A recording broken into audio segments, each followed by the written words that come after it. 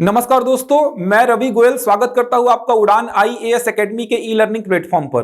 दोस्तों, आज के इस वीडियो में हम सीजी व्यापम द्वारा आने वाले समय में आयोजित की जाने वाली विभिन्न परीक्षाओं के लिए गणित के महत्वपूर्ण 30 प्रश्नों पर चर्चा करेंगे। चलिए आगे बढ़ने से पहले आपके लिए कुछ जानकारियां।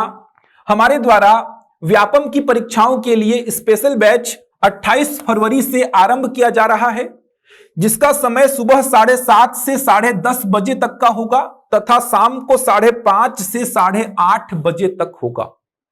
सीजीपीएससी मेंस के लिए फाउंडेशन बैच 2 मार्च से आरंभ किया जा रहा है। इसके अलावा हमारे द्वारा सीजीपीएससी प्री प्लस मेंस के बैच भी संचालित किए जा रहे हैं। अधिक जानकारी के लिए आप दिए गए नंबर पर संपर्क कर सकते हैं। सीजीपीएससी मेंस के लिए टेस्ट सीरीज 27 फरवरी से आरंभ की जा रही है, जिसका फीस मात्र 1200 रुपए होगा। टेस्ट सीरीज से संबंधित अधिक जानकारी के लिए आप दिए गए नंबर पर संपर्क कर सकते हैं। चलिए स्टार्ट करते हैं। पहला जो प्रश्न लिखा गया है, एक समचतुर्भुज की प्रत्येक भुजा 39 सेंटीमीटर है।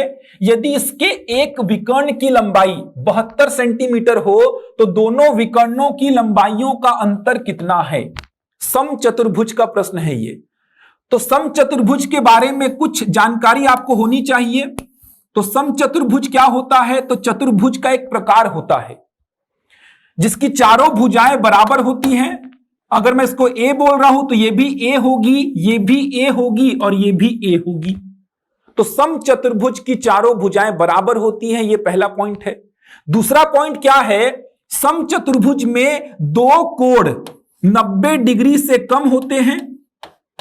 दो कोण 90 डिग्री से कम होते हैं, जबकि दो कोण 90 डिग्री से अधिक होते हैं। दो कोण 90 डिग्री से अधिक होते हैं। जैसे अगर मैं बात करूं 90 डिग्री का कोण, तो आपको पता होगा ये होता है 90 डिग्री का कोण। तो आप देख पा रहे हैं ये जो कोण है ये 90 डिग्री से कम है। ये जो कोण है ये भी 90 डिग्री से कम है, जबकि ये दोनों कोण 90 डिग्री से ज्यादा हैं, आप देख पा रहे हैं। और यहां पे एक और खास बात क्या है, ये कोण और ये कोण का मान बराबर होता है। जो विपरीत कोण होते हैं ये बराबर होते हैं, मतलब ये वाला कोण और ये वाला कोण बराबर होगा, ये वाला कोण और ये वाला कोण बराबर होगा। तो समचतुर्भुज के बारे में कुछ बातें आपको ध्यान रखनी है, जिसमें पहली बात यह है कि समचतुर्भुज के चारों भुजाओं की लंबाइयां समान होती हैं। दूसरी बात, दो कोण 90 डिग्री से कम होते हैं, जबकि दो कोण 90 डिग्री से अधिक होते हैं। विपरीत कोण बराबर होते हैं, ये दोनों कोण बराबर हैं, ये दोनों कोण बराबर हैं। इसके अलावा कुछ और बातें आपको समझनी है। अगर मैं बात करता हूं विकर्ण की, तो ये होता है समचतुर्भुज का विकर्ण। दो विकर्ण होंगे, एक आप देख पा रहे हैं ये हो गया विकर्ण और एक विकर्ण ये हो गया। दोनों विकर्णों की लंबाइयां अलग अलग होती हैं, ध्यान रखिएगा। समचतुर्भुज में दोनों विकर्णों की लंबाइयां अलग अलग होती हैं, लेकिन ये विकर्ण एक दूसरे को समद्विभाजित करते हैं। मतलब ये वाला पोर्शन जो होगा यहां से लेकर यहां तक, और ये वाला जो पोर्शन होगा यहां से लेकर यहां तक, इसकी लंबाई क्या होगी? बराबर। उसी प्रकार ये वाले पोर्शन की लंबाई क्या होगी? बराबर होगी। समचतुर्भुज के विकर्ण एक दूसरे को समद्विभाजित करते हैं, मतलब जहां पे कट करेंगे दो बराबर भाग में बांट देंगे। ठीक। एक और पॉइंट जो है 90 डिग्री पर, ये देखिए 90 डिग्री पर कट करते हैं समचतुर्भुज के विकर्ण एक दूसरे को। मतलब आप देख सकते हैं ये जो कोण बनेगा 90 डिग्री का, ये कोण 90 डिग्री का, ये कोण 90 डिग्री का और ये कोण भी 90 डिग्री का। मतलब आप बोल सकते हैं यहां पे 4 समकोण त्रिभुज बनते हैं। क्या बोल रहा हूं? यहां पे 4 समकोण त्रिभुज बनते हैं। 4 समकोण त्रिभुज बनते हैं यहां पे। समकोण त्रिभुज क्या होता है? ऐसा त्रिभुज जिसमें एक कोण 90 डिग्री का होता है। तो आप देख पा रहे हैं यहां पे 4 समकोण त्रिभुज बनते हैं। तो लास्ट वाला जो पॉइंट है बहुत इंपॉर्टेंट है। समचतुर्भुज के विकर्ण एक दूसरे को 90 डिग्री पर काटते हैं। और कैसा काटते हैं? समद्विभाजित, मतलब बराबर बराबर भागों में काटते हैं। बराबर भागों में काटने का मतलब ये लंबाई इसके बराबर है और ये लंबाई इसके बराबर है। अब आते हैं प्रश्न में। प्रश्न में क्या दिया है? प्रत्येक भुजा की लंबाई दिया है 39 सेंटीमीटर। मतलब ऐसा कुछ दिया है, ये देखिए, ये मान लीजिए एक समचतुर्भुज आपने ड्रॉ किया है जिसकी प्रत्येक भुजा की लंबाई कितनी है? 39। तो ये प्रत्येक भुजा की लंबाई हो गई 39। इसके एक विकर्ण की लंबाई 72 है, तो मान लीजिए ये विकर्ण हो गया, इसकी लंबाई कितनी है? 72, 72 सेंटीमीटर। तो दोनों विकर्णों की लंबाइयों का अंतर पूछा है। मतलब आपको दूसरा विकर्ण भी चाहिए, तभी तो आप दोनों की लंबाइयों का अंतर बता पाएंगे। तो आपको क्या करना पड़ेगा? एक और विकर्ण ड्रॉ करना पड़ेगा। ये ड्रॉ कर लिया मैं। अब आपको पता है समचतुर्भुज के विकर्ण एक दूसरे को 90 डिग्री पर काटते हैं। अगर ये यहां से लेकर यहां तक विकर्ण की लंबाई 72 सेंटीमीटर है तो उसका आधा कितना हो जाएगा? 36 हो जाएगा। तो ये जो भुजा है यहां से लेकर यहां तक कितनी मिल गई आपको? 36। ये दूसरा विकर्ण है, इसको मैं मान लीजिए एग्जाम्पल के लिए x बोल दिया, तो ये पोर्शन भी कितना होगा? x हो जाएगा। आपको मैंने बताया था बराबर भागों में काटते हैं, सम द्विभाजित करते हैं। तो 72 में 36 और 36 हो गया, तो ये जो दूसरा विकर्ण है उसको x और x मान लेता हूं मैं। ठीक। अब ये जो त्रिभुज बन रहा है आप देख पा रहे हैं, समकोण त्रिभुज बन रहा है। समकोण त्रिभुज कैसा होता है? जिसमें एक कोण होता है 90 डिग्री का। और एक बात ये भी ध्यान रखनी है, 90 डिग्री के सामने वाली भुजा क्या होती है? कर्ण होती है, हाइपोटेनियस होती है।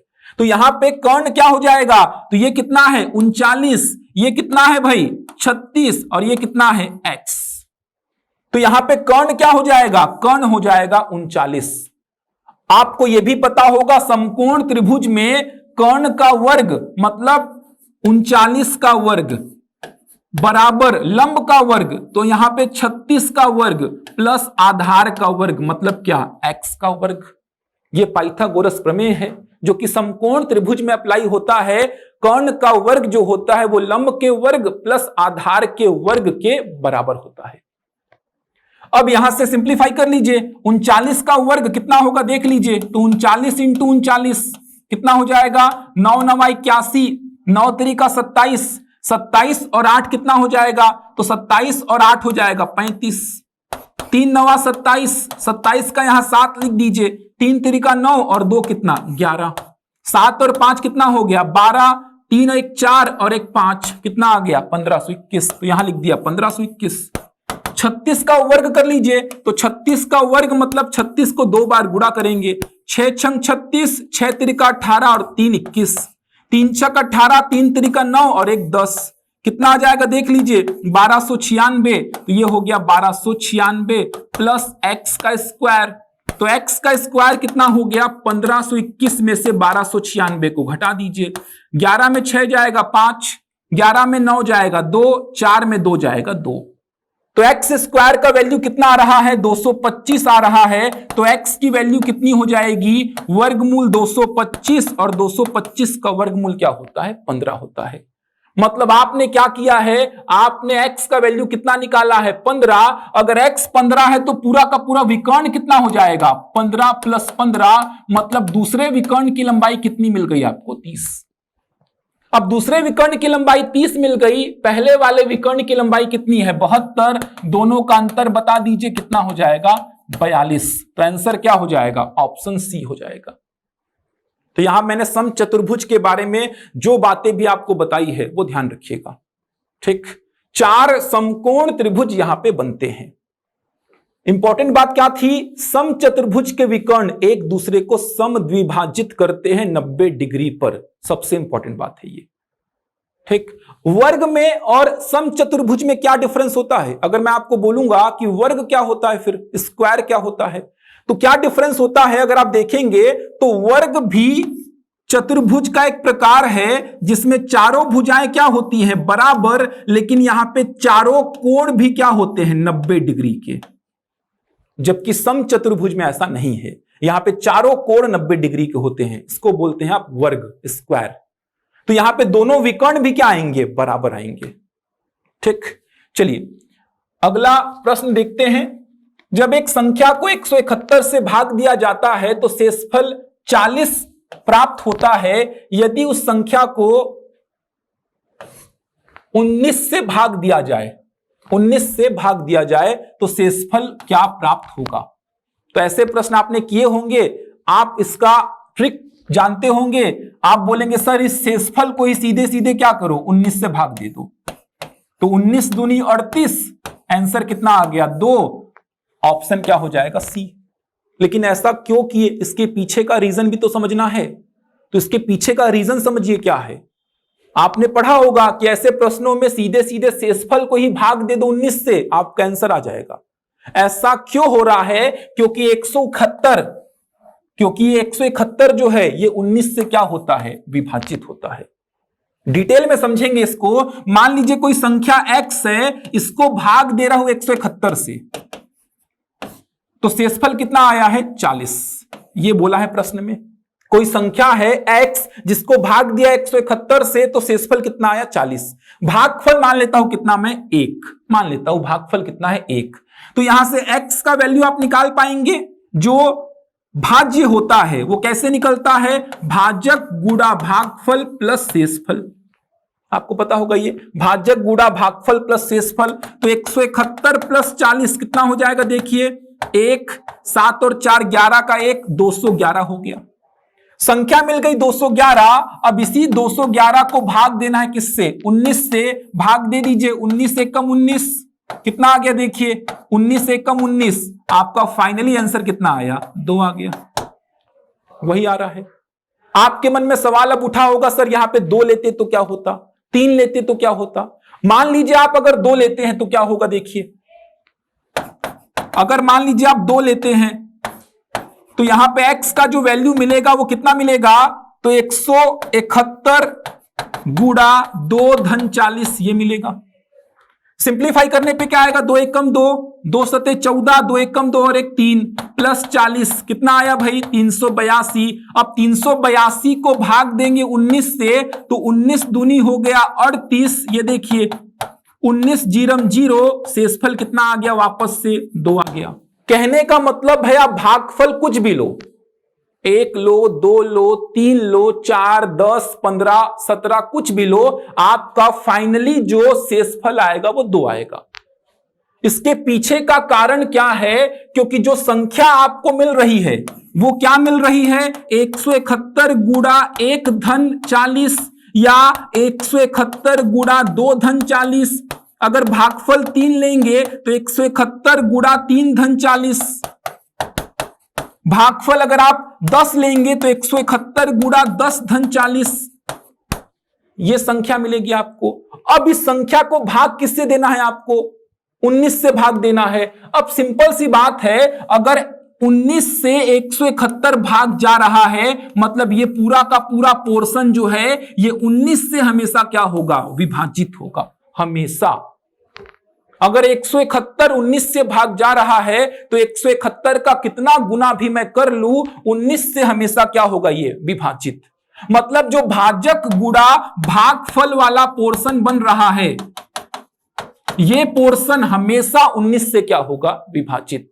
अगर 171 19 से भाग जाता है तो 171 का कितना गुना भी आप कर लो, 19 से हमेशा क्या होगा, ये विभाजित होगा ही।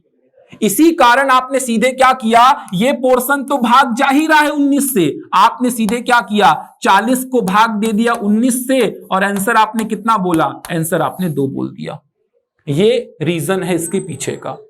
तो आपको पूरा डिटेल में समझना है, तब जाके आपसे मैथ्स परमानेंट बनेगा। अगर आप केवल ट्रिक पढ़ेंगे तो कभी भी मैथ्स आपसे सॉल्व नहीं होने वाला है। तो क्यों आप सीधे यहां पे 40 को ही 19 से भाग दे के आंसर 2 बोलते हैं, इसके पीछे का रीजन आपको एकदम क्लियर होना चाहिए। ठीक, तो मैंने आपको समझा दिया कि भागफल 1 लेंगे, भागफल 2 लेंगे, भागफल 3 लेंगे, तो जो आपका पोर्शन बनता है ये देखिए 171 गुणा 1, 171 गुणा 2, ये हमेशा क्या होगा, 19 से विभाजित होगा। तो सीधे आपने क्या किया, 40 को ही 19 से भाग दे दिया, शेषफल कितना, 2। चलिए बढ़ते हैं अगले प्रश्न की ओर। यदि किसी छात्र की चाल उसके वास्तविक चाल से 4 किलोमीटर प्रति घंटा अधिक होती है तो वह 20 मिनट पहले कॉलेज पहुंच जाता है, जबकि उसकी चाल 2 किलोमीटर प्रति घंटा कम होने पर वह कॉलेज 40 मिनट देरी से पहुंचता है। तो छात्र की वास्तविक चाल कितनी है? यह अच्छा क्वेश्चन है, थोड़ा सा लेंदी भी है, समझते हैं। बहुत सारे आपके कॉन्सेप्ट यहां पे क्लियर हो जाएंगे। देखिए बोल क्या रहा है, घर से जा रहा है कॉलेज, घर से कॉलेज जा रहा है। अब घर से कॉलेज के बीच का दूरी मान लेता हूं मैं कितना, x किलोमीटर, और उसका जो वास्तविक चाल था इसको मैं मान लेता हूं y किलोमीटर प्रति घंटा। वास्तविक चाल को मान लेता हूं y किलोमीटर प्रति घंटा। ठीक, घर से कॉलेज के बीच का डिस्टेंस मान लिया x किलोमीटर और चाल को मान लिया मैं कितना, y किलोमीटर प्रति घंटा। तो यहां पे जो समय उसको लगेगा घर से कॉलेज जाने में, वो समय कितना लगेगा? तो आपको पता है समय होता है दूरी बटा चाल। ये समय किस में आएगा? घंटे में आएगा। सिंपल सी बात है, घर से कॉलेज के बीच का दूरी मैं बोला कितना है, x किलोमीटर। वास्तविक चाल कितना बोल रहा हूं मैं, y किलोमीटर प्रति घंटा बोल रहा हूं। तो उसको घर से कॉलेज जाने में टोटल कितना समय लगेगा? तो वो समय होगा x बटे y घंटा।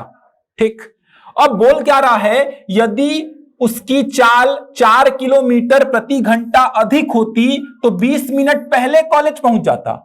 मतलब कंपैरिजन करना पड़ेगा आपको। बोल क्या रहा है, यदि उसकी चाल कितना अधिक होती, ये देखिए 4 किलोमीटर प्रति घंटा, तो चाल कितनी बोल दीजिए आप, y plus 4 kilometre per hour.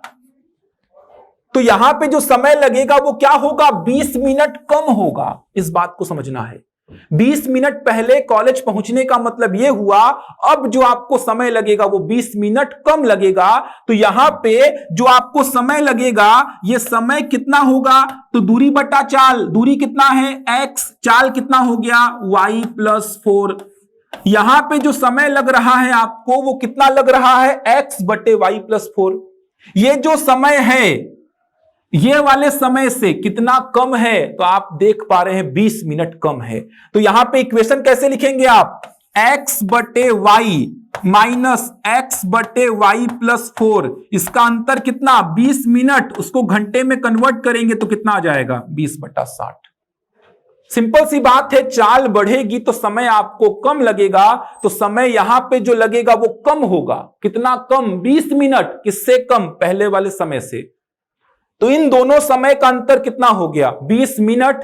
चूंकि ये दोनों समय घंटे में है इसीलिए आपने 20 मिनट को घंटे में कन्वर्ट किया, कितना आया 20 बटा 60।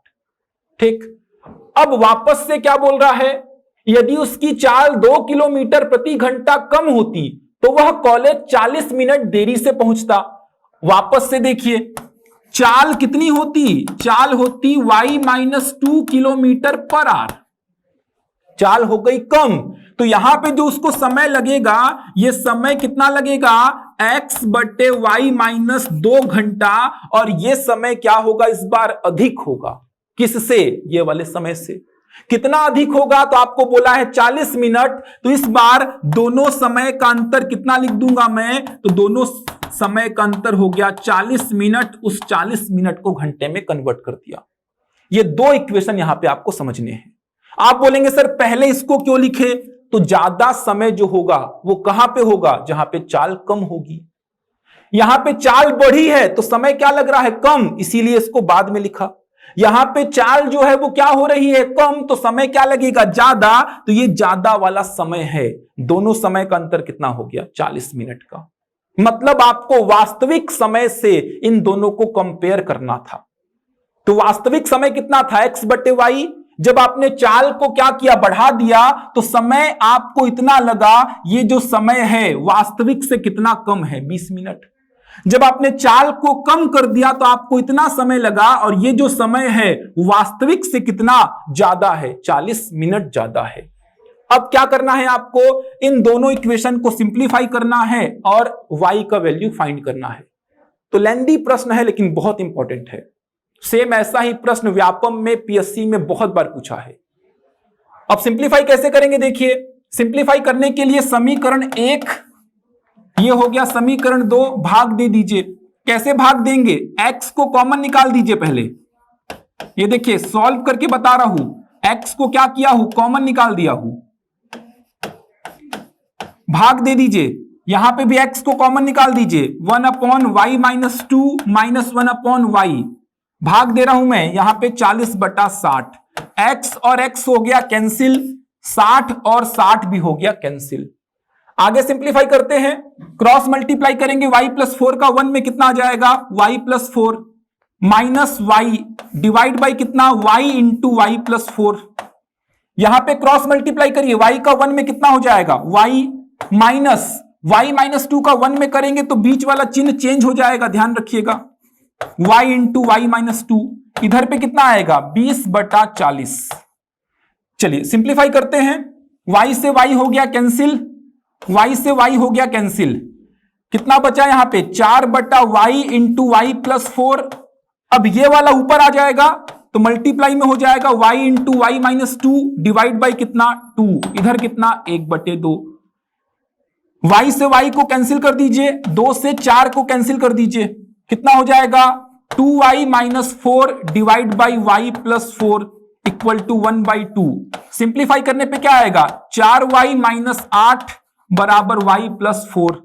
सिंप्लीफाई करिए, 3y बराबर 12, तो y का मान कितना आएगा 4 किलोमीटर प्रति घंटा। तो ऑप्शन में आप देखेंगे तो आपको 4 किलोमीटर प्रति घंटा मिल जाएगा। आजकल का ट्रेंड जो बन गया है पीएससी का और व्यापम का, ऐसे ही प्रश्न पूछे जा रहे हैं जो कि बहुत लेंदी हैं। आपको समझना था ये दोनों इक्वेशन को, ये दो इक्वेशन जो बने हैं आपको ये दोनों इक्वेशन समझना है। अगर ये आपको समझ में आ रहा है, ये देखिए ये इक्वेशन अगर आपको समझ में आ रहा है तो आपके बहुत सारे कॉन्सेप्ट क्लियर हो जाएंगे, क्योंकि अभी जो फूड इंस्पेक्टर का पेपर हुआ था इसी कॉन्सेप्ट से एक प्रश्न पूछा गया था। इससे आसान था लेकिन इसी कॉन्सेप्ट पे आधारित था वो प्रश्न। आपको इस समय को कंपेयर करना था इन दोनों समय के साथ, इन दोनों समय के साथ। तो समय बराबर दूरी बटा चाल, ये तो एकदम दिमाग में फिट होना ही चाहिए आपको, ठीक। ये सब फॉर्मूले रटने वाले नहीं हैं। समय बराबर दूरी बटा चाल एकदम आपको सेट होना चाहिए। समय बोला x बटा वाई, x क्या है दूरी, y क्या है चाल, x बटा वाई। जब चाल को मैंने बढ़ा दिया तो समय कितना लगा x बटा वाई प्लस 4। दूरी तो सेम है घर से कॉलेज के बीच का, लेकिन चाल बढ़ा तो समय क्या होगा कम होगा, मतलब इन दोनों समय का अंतर कितना है 20 मिनट। जब चाल कम हुआ तो समय ज्यादा लगेगा, मतलब इन दोनों समय का अंतर कितना है 40 मिनट। अब इक्वेशन को सिंप्लीफाई करना है बस आपको, और कोई तरीका है इक्वेशन को सिंप्लीफाई करने का तो अच्छी बात है, वो कर सकते हैं आप, ठीक। तो प्रैक्टिस करेंगे ऐसे क्वेश्चंस का। चलिए बढ़ते हैं अगले प्रश्न की ओर। 300 मीटर लंबी एक रेलगाड़ी 54 किलोमीटर प्रति घंटा की रफ्तार से चल रही है, उसे एक पुल को पार करने में 40 सेकंड लगते हैं, तो पुल की लंबाई कितनी है, ठीक। इस प्रकार का प्रश्न आपसे बनना चाहिए भाई। ये देखिए ऐसा कुछ हो रहा है, 300 मीटर लंबी ये रेलगाड़ी है, 54 किलोमीटर प्रति घंटे की चाल से जा रही है, एक पुल को पार करना है। मान लीजिए ये कोई पुल है, इस पुल को पार करना है, इस पुल को पार करने में इसे जो समय लगा है, यह समय कितना लगा है 40 सेकंड लगा है, ठीक। चलिए समय का फॉर्मूला पुट कर दीजिए, बहुत आसान सा प्रश्न है। तो समय बराबर क्या हो जाएगा दूरी बटा चाल, दूरी बटा चाल, यह हो गया समय का फॉर्मूला। बात यह आती है कि दूरी क्या होगी। चाल तो आपको पता है क्या हो जाएगी रेलगाड़ी की चाल, क्योंकि वस्तु क्या है स्थिर है, मतलब चाल क्या हो गई रेलगाड़ी की चाल। बात यह आती है कि यहां पे दूरी क्या होगी, दूरी क्या होगी। तो समझिए जैसे मान लीजिए ये कोई पुल है, ठीक, या जो भी प्रश्न में बोला है, प्रश्न में क्या बोला है देख लीजिए, तो प्रश्न में क्या बोला है पुल बोला है, तो पुल ही मान लीजिए। ये मान लीजिए क्या है एक पुल है, ये रेलगाड़ी है, ये रेलगाड़ी आ रही है, इस पुल को पार करने में कितना समय ले रही है, तो इस पुल को पार करने में 40 सेकंड का समय ले रही है। दूरी क्या होगी, यहां पे दूरी को समझते हैं। मेरा एम क्या है इस पुल को पार करना, तो दूरी कितना लेंगे उस बात को समझिए। अभी मेरे को दूरी से कोई मतलब नहीं है, क्योंकि रेलगाड़ी अभी पुल के पास पहुंची ही नहीं है। भाई सिंपल सी बात है, अगर मैं आपको बोला रायपुर से बिलासपुर जाने में कितना समय लगता है, तो आप जैसे ही रायपुर से निकलेंगे आप दूरी काउंट करना स्टार्ट करेंगे और समय भी देखना स्टार्ट करेंगे। मान लीजिए आप दुर्ग से निकले हैं, तो दुर्ग से बिलासपुर तक का दूरी थोड़ी काउंट करेंगे आप। आपको मैं बोला रायपुर से बिलासपुर जाने में कितना समय लगता है, तो दूरी भी रायपुर से बिलासपुर का ही लेंगे ना। अगर आप दुर्ग से निकले हैं तो दुर्ग से रायपुर तक का दूरी को आप नहीं लेंगे। तो उसी प्रकार अगर मैं बोलता हूं, मान लीजिए ये कोई पुल है, ये ट्रेन आ रही है, इस पुल को पार करने में 40 सेकंड का समय ली है, दूरी क्या होगी, तो जैसे ही ट्रेन इस पुल के पास पहुंची दूरी काउंट करना स्टार्ट कर देंगे आप। तो कितना दूरी चलेगी इस पुल को पार करने में, देखिए ट्रेन कितना दूरी चल रही है, तो आप देख पा रहे हैं पहले तो इस पुल की लंबाई के बराबर चली, उसके बाद खुद की लंबाई के बराबर चली है। देख पा रहे हैं, फिर से बता रहा हूं, ये देखिए पहले तो इस पुल की लंबाई के बराबर चली, फिर खुद की लंबाई के बराबर चल रही है। मतलब यहां पे दूरी क्या हो जाएगी, तो यहां पे दूरी हो जाएगी रेलगाड़ी की लंबाई प्लस पुल की लंबाई, प्लस पुल की लंबाई। यह आपको समझना है। पार कर रही है पुल को, मतलब पार करने में अगर आप दूरी देखेंगे क्या लेंगे, तो यहां पे दूरी होगी रेलगाड़ी की लंबाई प्लस पुल की लंबाई। जैसे ही रेलगाड़ी जो है ये इस पुल के पास पहुंचेगी, आप दूरी देखना स्टार्ट करेंगे, यहीं से समय भी काउंट करना स्टार्ट करेंगे। तो इस पुल को पार करने में कितना दूरी चलेगी, तो आप देखिए कितना दूरी चल रही है। अभी पुल पार हो गया क्या, नहीं हुआ है, अभी भी नहीं हुआ है, अब जाके पुल पार हुआ है। मतलब पहले इस पुल की लंबाई के बराबर चली, फिर खुद की लंबाई के बराबर चली। तो यहां पे दूरी क्या हो जाएगी, रेलगाड़ी की लंबाई प्लस पुल की लंबाई। अब रेलगाड़ी की लंबाई कितना है, 300, समय दिया है 40, रेलगाड़ी की लंबाई कितना है 300, पुल की लंबाई नहीं पता है तो मान लीजिए कितना x। चाल कितना दिया है, देखिए रेलगाड़ी का 54 किलोमीटर प्रति घंटा। अब दिक्कत क्या हो रहा है, ये समय सेकंड में है, ये मीटर में है, और ये किस में है, किलोमीटर प्रति घंटा में। दिक्कत ये हो गई, अब बैलेंस नहीं हो पा रहा है, तो आपको क्या करना पड़ेगा, इसको कन्वर्ट करना पड़ेगा किसमें, मीटर पर सेकंड में। तो आपको पता है मीटर पर सेकंड में कैसे कन्वर्ट करते हैं, आसानी से कर लीजिए। कैसे करेंगे भाई, 5/18 का गुणा कर दीजिए। ठीक, 5/18 का गुणा क्यों किया, समझ सकते हैं। 54 किलोमीटर प्रति घंटा, तो किलोमीटर को मीटर में कन्वर्ट करने के लिए 1000 और घंटे को सेकंड में कन्वर्ट करने के लिए 3600। इसी को कट करते हैं तो यहां से 5/18 आता है। इसी को बहुत सारे लोग रटवा लेते हैं कि 5/18 का गुणा करना है। क्यों करना है, 1000/3600 वहीं से आता है 5/18। 18 तिया कितना हो जाएगा, 54। सिंप्लीफाई कर लीजिए, ये 40 गुणा कितना हो गया, 5 तिया 15। सिंप्लीफाई करेंगे तो 15 चौको 60, 600 माइनस 300, तो यहां पे x का जो वैल्यू है ये कितना आएगा, 300 आएगा। तो आप बता सकते हैं लंबाई कितना हो जाएगा पुल का, 300 मीटर। एकदम डिटेल्ड में आपको पूरा समझा रहा हूं सॉल्यूशन, उसके आगे पीछे जो भी चीजें उससे संबंधित है वो सारी बातें आपको बता रहा हूं। ठीक, चलिए अगला क्वेश्चन देखिए। एक धनराशि को 1 वर्ष के लिए 18% चक्रवृद्धि ब्याज की दर से उधार दिया गया। चक्रवृद्धि ब्याज की दर अर्धवार्षिक होने पर ब्याज 324 रुपए बढ़ जाता है।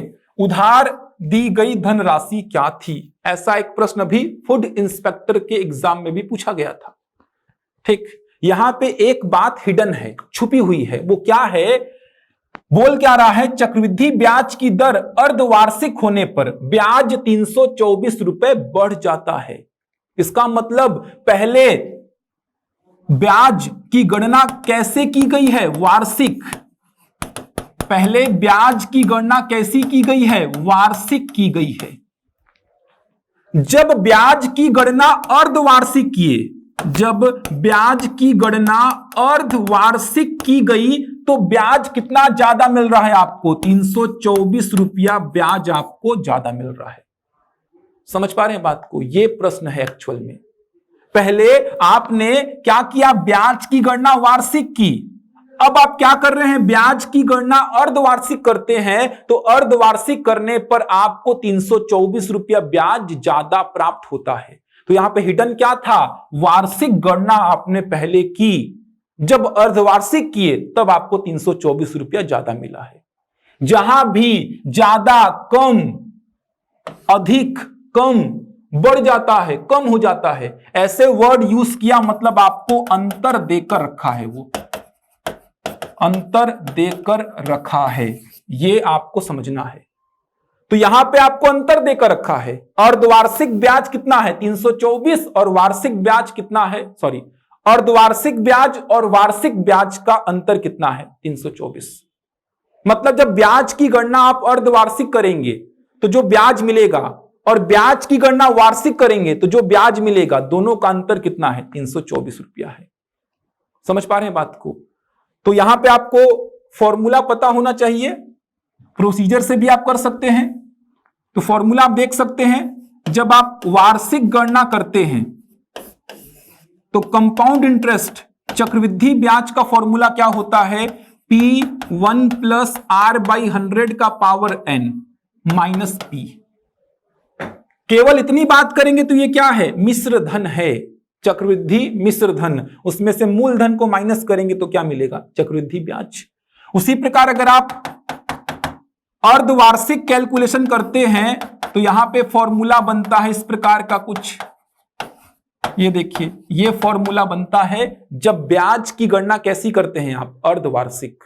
तो यहां पे इन दोनों का जो अंतर है वो कितना देकर रखा है 324 रुपया, तो दोनों का अंतर निकाल दीजिए। ये देखिए 1 प्लस R/100 की पावर, ऐसा लिखिए इसको, माइनस, यहां पे ज्यादा मिलेगा, इसको पहले लिख रहा हूं, माइनस P1 प्लस R/100 का पावर में n माइनस P।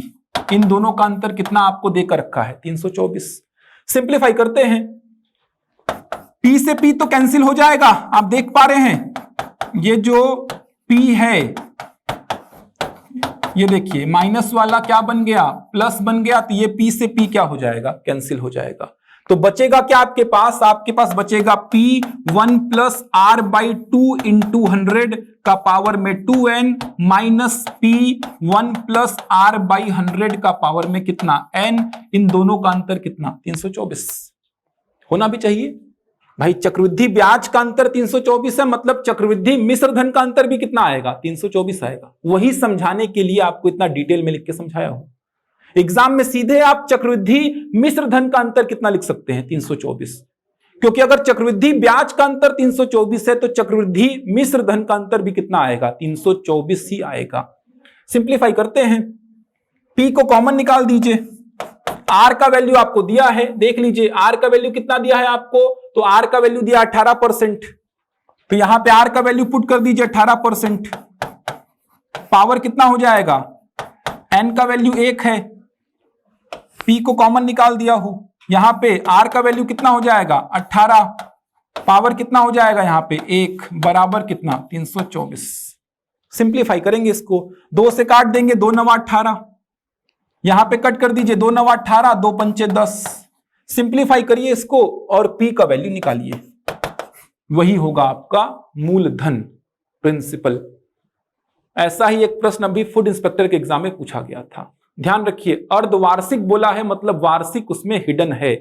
वार्षिक गणना किए तो जो ब्याज आया उससे 324 रुपया ज्यादा ब्याज मिलेगा आपको जब आप अर्धवार्षिक कैलकुलेशन करेंगे। तो यहां पे ये दो फॉर्मूले आपको पता होने चाहिए, वार्षिक के केस में और अर्धवार्षिक के केस में क्या होता है। डिटेल्ड में और चाहे तो आप इसका प्रोसीजर भी देख सकते हैं, ठीक, इसका प्रोसीजर भी होता है जो आप डिटेल्ड में देख सकते हैं। तो चक्रवृद्धि ब्याज का अंतर 324, मतलब चक्रवृद्धि मिश्र धन का अंतर भी कितना होगा 324 ही होगा। तो आप चाहें तो सीधे सीधे ये वाले पॉइंट पे आ सकते हैं, ये देखिए, आप चाहें तो सीधे इस पॉइंट को लिख सकते हैं। ये जो फॉर्मूला बन रहा है ये किसका बन रहा है, मिश्र धन का बन रहा है, तो आप सीधे भी ऐसा कर सकते हैं। चलिए P का वैल्यू आप फाइंड करेंगे और कमेंट करके बताएंगे। अगला क्वेश्चन देखिए क्या बोल रहा है, एक 384 वर्ग सेंटीमीटर पृष्ठ क्षेत्रफल वाले घन को गलाकर x संख्या में कुछ छोटे घन जिनमें प्रत्येक का पृष्ठीय क्षेत्रफल 96 वर्ग मीटर है बनाए जाते हैं, तो x का मान क्या होगा। तो आपको पूरा समझाया था कैसे सॉल्व करना है। जब भी एक आकृति को पिघला के छोटे छोटे आकृति बनाएंगे आप, जैसे एक शंकु को पिघला के गोला बना दिए, एक बेलन को पिघला के शंकु बना दिए, या एक बड़े घन को पिघला के छोटे छोटे घन बना रहे हैं, तो ऐसे प्रश्न आपको करा चुका हूं। बड़े वाले घन का आपको दिया है पृष्ठ क्षेत्रफल, तो आपको समझाया था घन का पृष्ठ क्षेत्रफल क्या होता है, 6 इंटू भुजा का वर्ग। तो मान लो कोई बड़ा वाला घन है, ये देखिए, ये कोई बड़ा घन है। घन मतलब पता है आपको सारी भुजाएं क्या होती हैं, बराबर। तो ये भुजा आपको छोटी बड़ी नजर आ रही है, लेकिन मान के चलना सारी भुजाएं क्या है, बराबर। इसको पिघला के आप क्या कर रहे हैं, छोटे छोटे घन बना रहे हैं। ये देखिए, इनको पिघला के आप क्या कर रहे हैं, छोटे छोटे घन बना रहे हैं। कितने घन बना रहे हैं, x संख्या में घन बना रहे हैं। तो आपको समझा चुका हूं, बड़े वाले घन का आयतन जो होगा वो छोटे छोटे सभी घनों के आयतनों के योग के बराबर होगा। अब बड़े वाले घन का पृष्ठ क्षेत्रफल आपको दिया गया है कितना, 384। तो आपको पता है 6 इंटू भुजा का स्क्वायर, ये होता है पृष्ठ क्षेत्रफल। इसकी वैल्यू कितना दिया है, 384। तो ए स्क्वायर बराबर कितना हो जाएगा, 384/6। सिंप्लीफाई कर लीजिए, 6 छंग 36, 6 चौको 24। तो ए स्क्वायर बराबर 64। तो ए की वैल्यू कितनी आ गई, 8 आ गई।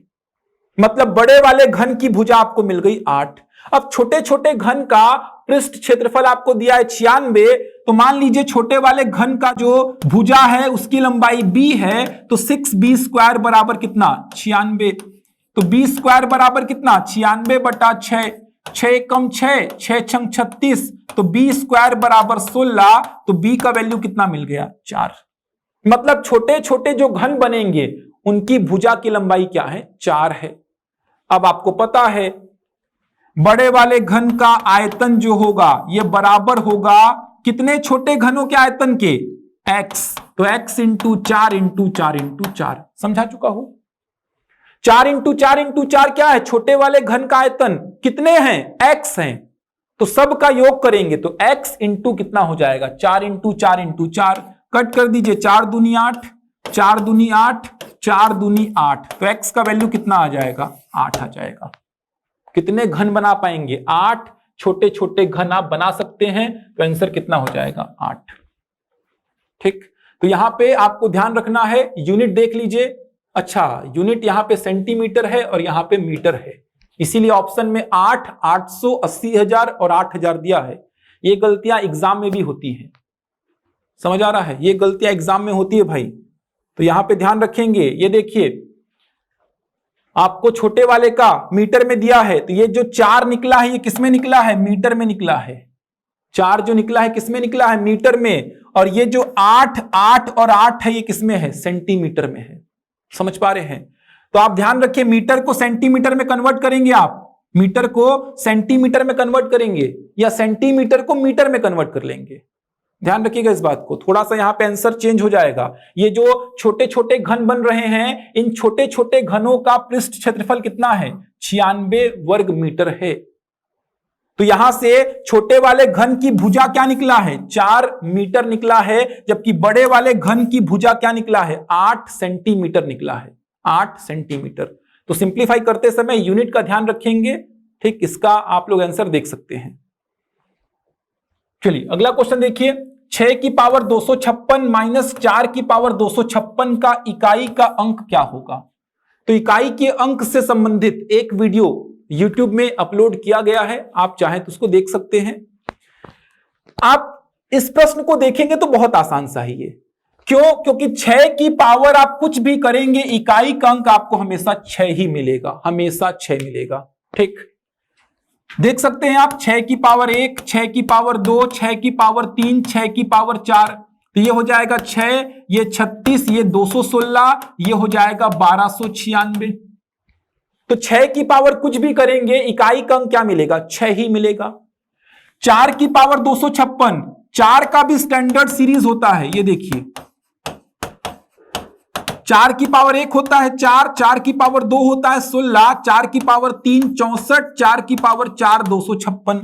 तो 4 की पावर जब विषम संख्या होती है तो इकाई का अंक 4 बनता है, जबकि सम संख्या होती है तो इकाई का अंक कितना बनता है 6। तो यहां पे 4 की पावर सम संख्या है तो इकाई का अंक क्या बनेगा 6, 6 में 6 जाएगा, आंसर कितना आ जाएगा 0। ठीक, इसका एक ट्रिक भी होता है, वो ट्रिक आपको देखना है तो YouTube में इकाई के अंक से संबंधित एक वीडियो अपलोड किया गया है, आप उसको देख सकते हैं। ठीक, तो यहां पे आंसर कितना आ जाएगा 0। ध्यान रखिएगा 6 का पावर कुछ भी होगा इकाई का अंक 6 ही आएगा, 4 का पावर सम संख्या होगा इकाई का अंक 6 आएगा। इसका मतलब यह हुआ कि 6 का पावर 256 बहुत बड़ी संख्या है जिसका इकाई का अंक 6 है। 4 की पावर 256 बहुत बड़ी संख्या है जिसका इकाई का अंक 6 है। जब मैं घटाऊंगा तो 6 में से 6 जाएगा, तो जो फाइनल आपका संख्या बनेगा उसका इकाई का अंक कितना आएगा 0। तो आंसर कितना हो जाएगा 0 हो जाएगा। चलिए अगला क्वेश्चन देखते हैं। दी गई आकृति में x का मान ज्ञात करें। तो आप देख पा रहे हैं x कहां पे है, ये रहा x, इसका मान आपसे पूछा है क्या होगा। तो ये आसान सा प्रश्न है बहुत। आप देख पा रहे हैं अगर मैं बात करूं a c b, इसको बोल दिया d, तो अंदर में कितने कोड बन रहे हैं 4 कोड बन रहे हैं। ये देखिए ये d वाले को अंदर वाला कोड बोल रहा हूं तो 40 30 50, ये मान लीजिए कोई कोड है d, तो इन चारों कोडों का योग कितना हो जाएगा 360 डिग्री हो जाएगा, क्योंकि 4 भुजाओं से बनी बंद आकृति को क्या बोलते हैं चतुर्भुज, और चतुर्भुज के चारों कोणों का योग 360 डिग्री होता है। तो आप यहां पे लिख सकते हैं 40 प्लस 30 प्लस, इसको मैं डी बोल रहा हूं अंदर वाले को, डी प्लस 50 बराबर कितना 360। 40 और 30 70 और 50 हो गया 120, 120 प्लस डी बराबर 360, तो डी का वैल्यू 360 माइनस 120 कितना आ जाएगा ये 240। तो डी मिल गया आपको 240। अब आप देखेंगे तो ये d प्लस एक्स बराबर कितना हो जाएगा 360, ये भी आपको पता है। एक पूरा सर्कल कितना डिग्री का होता है 360, तो ये पूरा जो बनेगा ये 360 डिग्री का, तो d प्लस एक्स बराबर 360, d का वैल्यू 240 प्लस x बराबर 360, तो x का वैल्यू कितना आ जाएगा 120। ऑप्शन देख सकते हैं x का वैल्यू क्या आएगा 120। आसान सा प्रश्न है। ध्यान रखिएगा 3 भुजाओं से बनी बंद आकृति त्रिभुज और 4 भुजाओं से बनी बंद आकृति चतुर्भुज। वह सबसे छोटा कौन सा अंक है जिसे 12, 15, 20 और 54 से विभाजित करने पर प्रत्येक दशा में 8 शेषफल प्राप्त होता है। ठीक, आपको यहां पे एलसीएम को समझना पड़ेगा, लघुत्तम समापवर्ती या लीस्ट कॉमन मल्टीपल। क्या होता है 2 या 2 से अधिक संख्याओं का जो एलसीएम होता है वह छोटी से छोटी संख्या होता है जो दी गई संख्याओं से क्या हो जाए विभाजित। समझ पा रहे हैं? जैसे 2 4 6 का अगर मैं एलसीएम बोलूंगा तो 2 4 6 का एलसीएम को डिफाइन कैसे करेंगे, छोटी से छोटी संख्या जो इन तीनों से क्या हो जाए विभाजित। 2 या 2 से अधिक संख्याओं का एलसीएम वह छोटी से छोटी संख्या होती है जो दी गई संख्याओं से पूर्णतः विभाजित हो जाए। तो 2 4 6 का एलसीएम कितना होता है 12, 12 वह छोटी से छोटी संख्या है जो इन तीनों से क्या होगी पूर्णतः विभाजित। उसी प्रकार 12, 15, 20 और 54 का अगर आप एलसीएम निकालेंगे, 12, 15, 20 और 54 का अगर आप एलसीएम निकालेंगे तो आपको क्या मिलेगी, छोटी से छोटी संख्या जो इन चारों से क्या होगी पूर्णतः विभाजित होगी, इन चारों से पूर्णतः विभाजित। निकालिए पहले एलसीएम, तो 12, 15, 20 और 54, 2 से डिवाइड करिए 6 बार जाएगा, जो नहीं जा रहा उसको छोड़ दीजिए। 2 से डिवाइड करिए 3 बार जाएगा, ये 5 बार जाएगा। अब 3 से डिवाइड हो जाएगा, 3 से डिवाइड करिए 1, ये 5, ये 9, 3 से जाएगा 1, 5, 5 और 3, फिर 3 से जाएगा 1, 5, 5 और 1, 5 से जाएगा 1, 1, 1 और 1, गुणनखंड जो आए उनको गुणा कर दीजिए, 2 गुणा 2, 3 गुणा 3 गुणा 3 गुणा 5, 2 दूनी 4, 4 त्रिका 12, 12 त्रिका 24, 12 त्रिका 36, सॉरी 36, 36 त्रिका हो जाएगा 108 और 108 पंचे कितना 540। 540 क्या आया एलसीएम, मतलब 540 वह छोटी से छोटी संख्या है जो इन चारों से क्या होगी पूर्णतः विभाजित। 540 से छोटी संख्या हो ही नहीं सकती जो इन चारों से पूर्णतः विभाजित हो जाए। लेकिन बोला क्या है, वह छोटी से छोटी संख्या जिसको 12, 15, 20 और 54 से भाग देने पर प्रत्येक दशा में कितना शेषफल बचे 8। चूंकि 540 इन चारों से पूर्णतः विभाजित हो रहा है, अगर मैं इसमें 8 जोड़ के भाग दूंगा इन चारों से तो प्रत्येक दशा में कितना शेषफल बचेगा 8।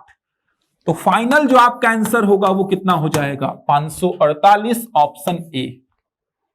540 नहीं होगा, 540 तो इन चारों से क्या होगा पूर्णतः विभाजित, क्यों, क्योंकि एलसीएम है।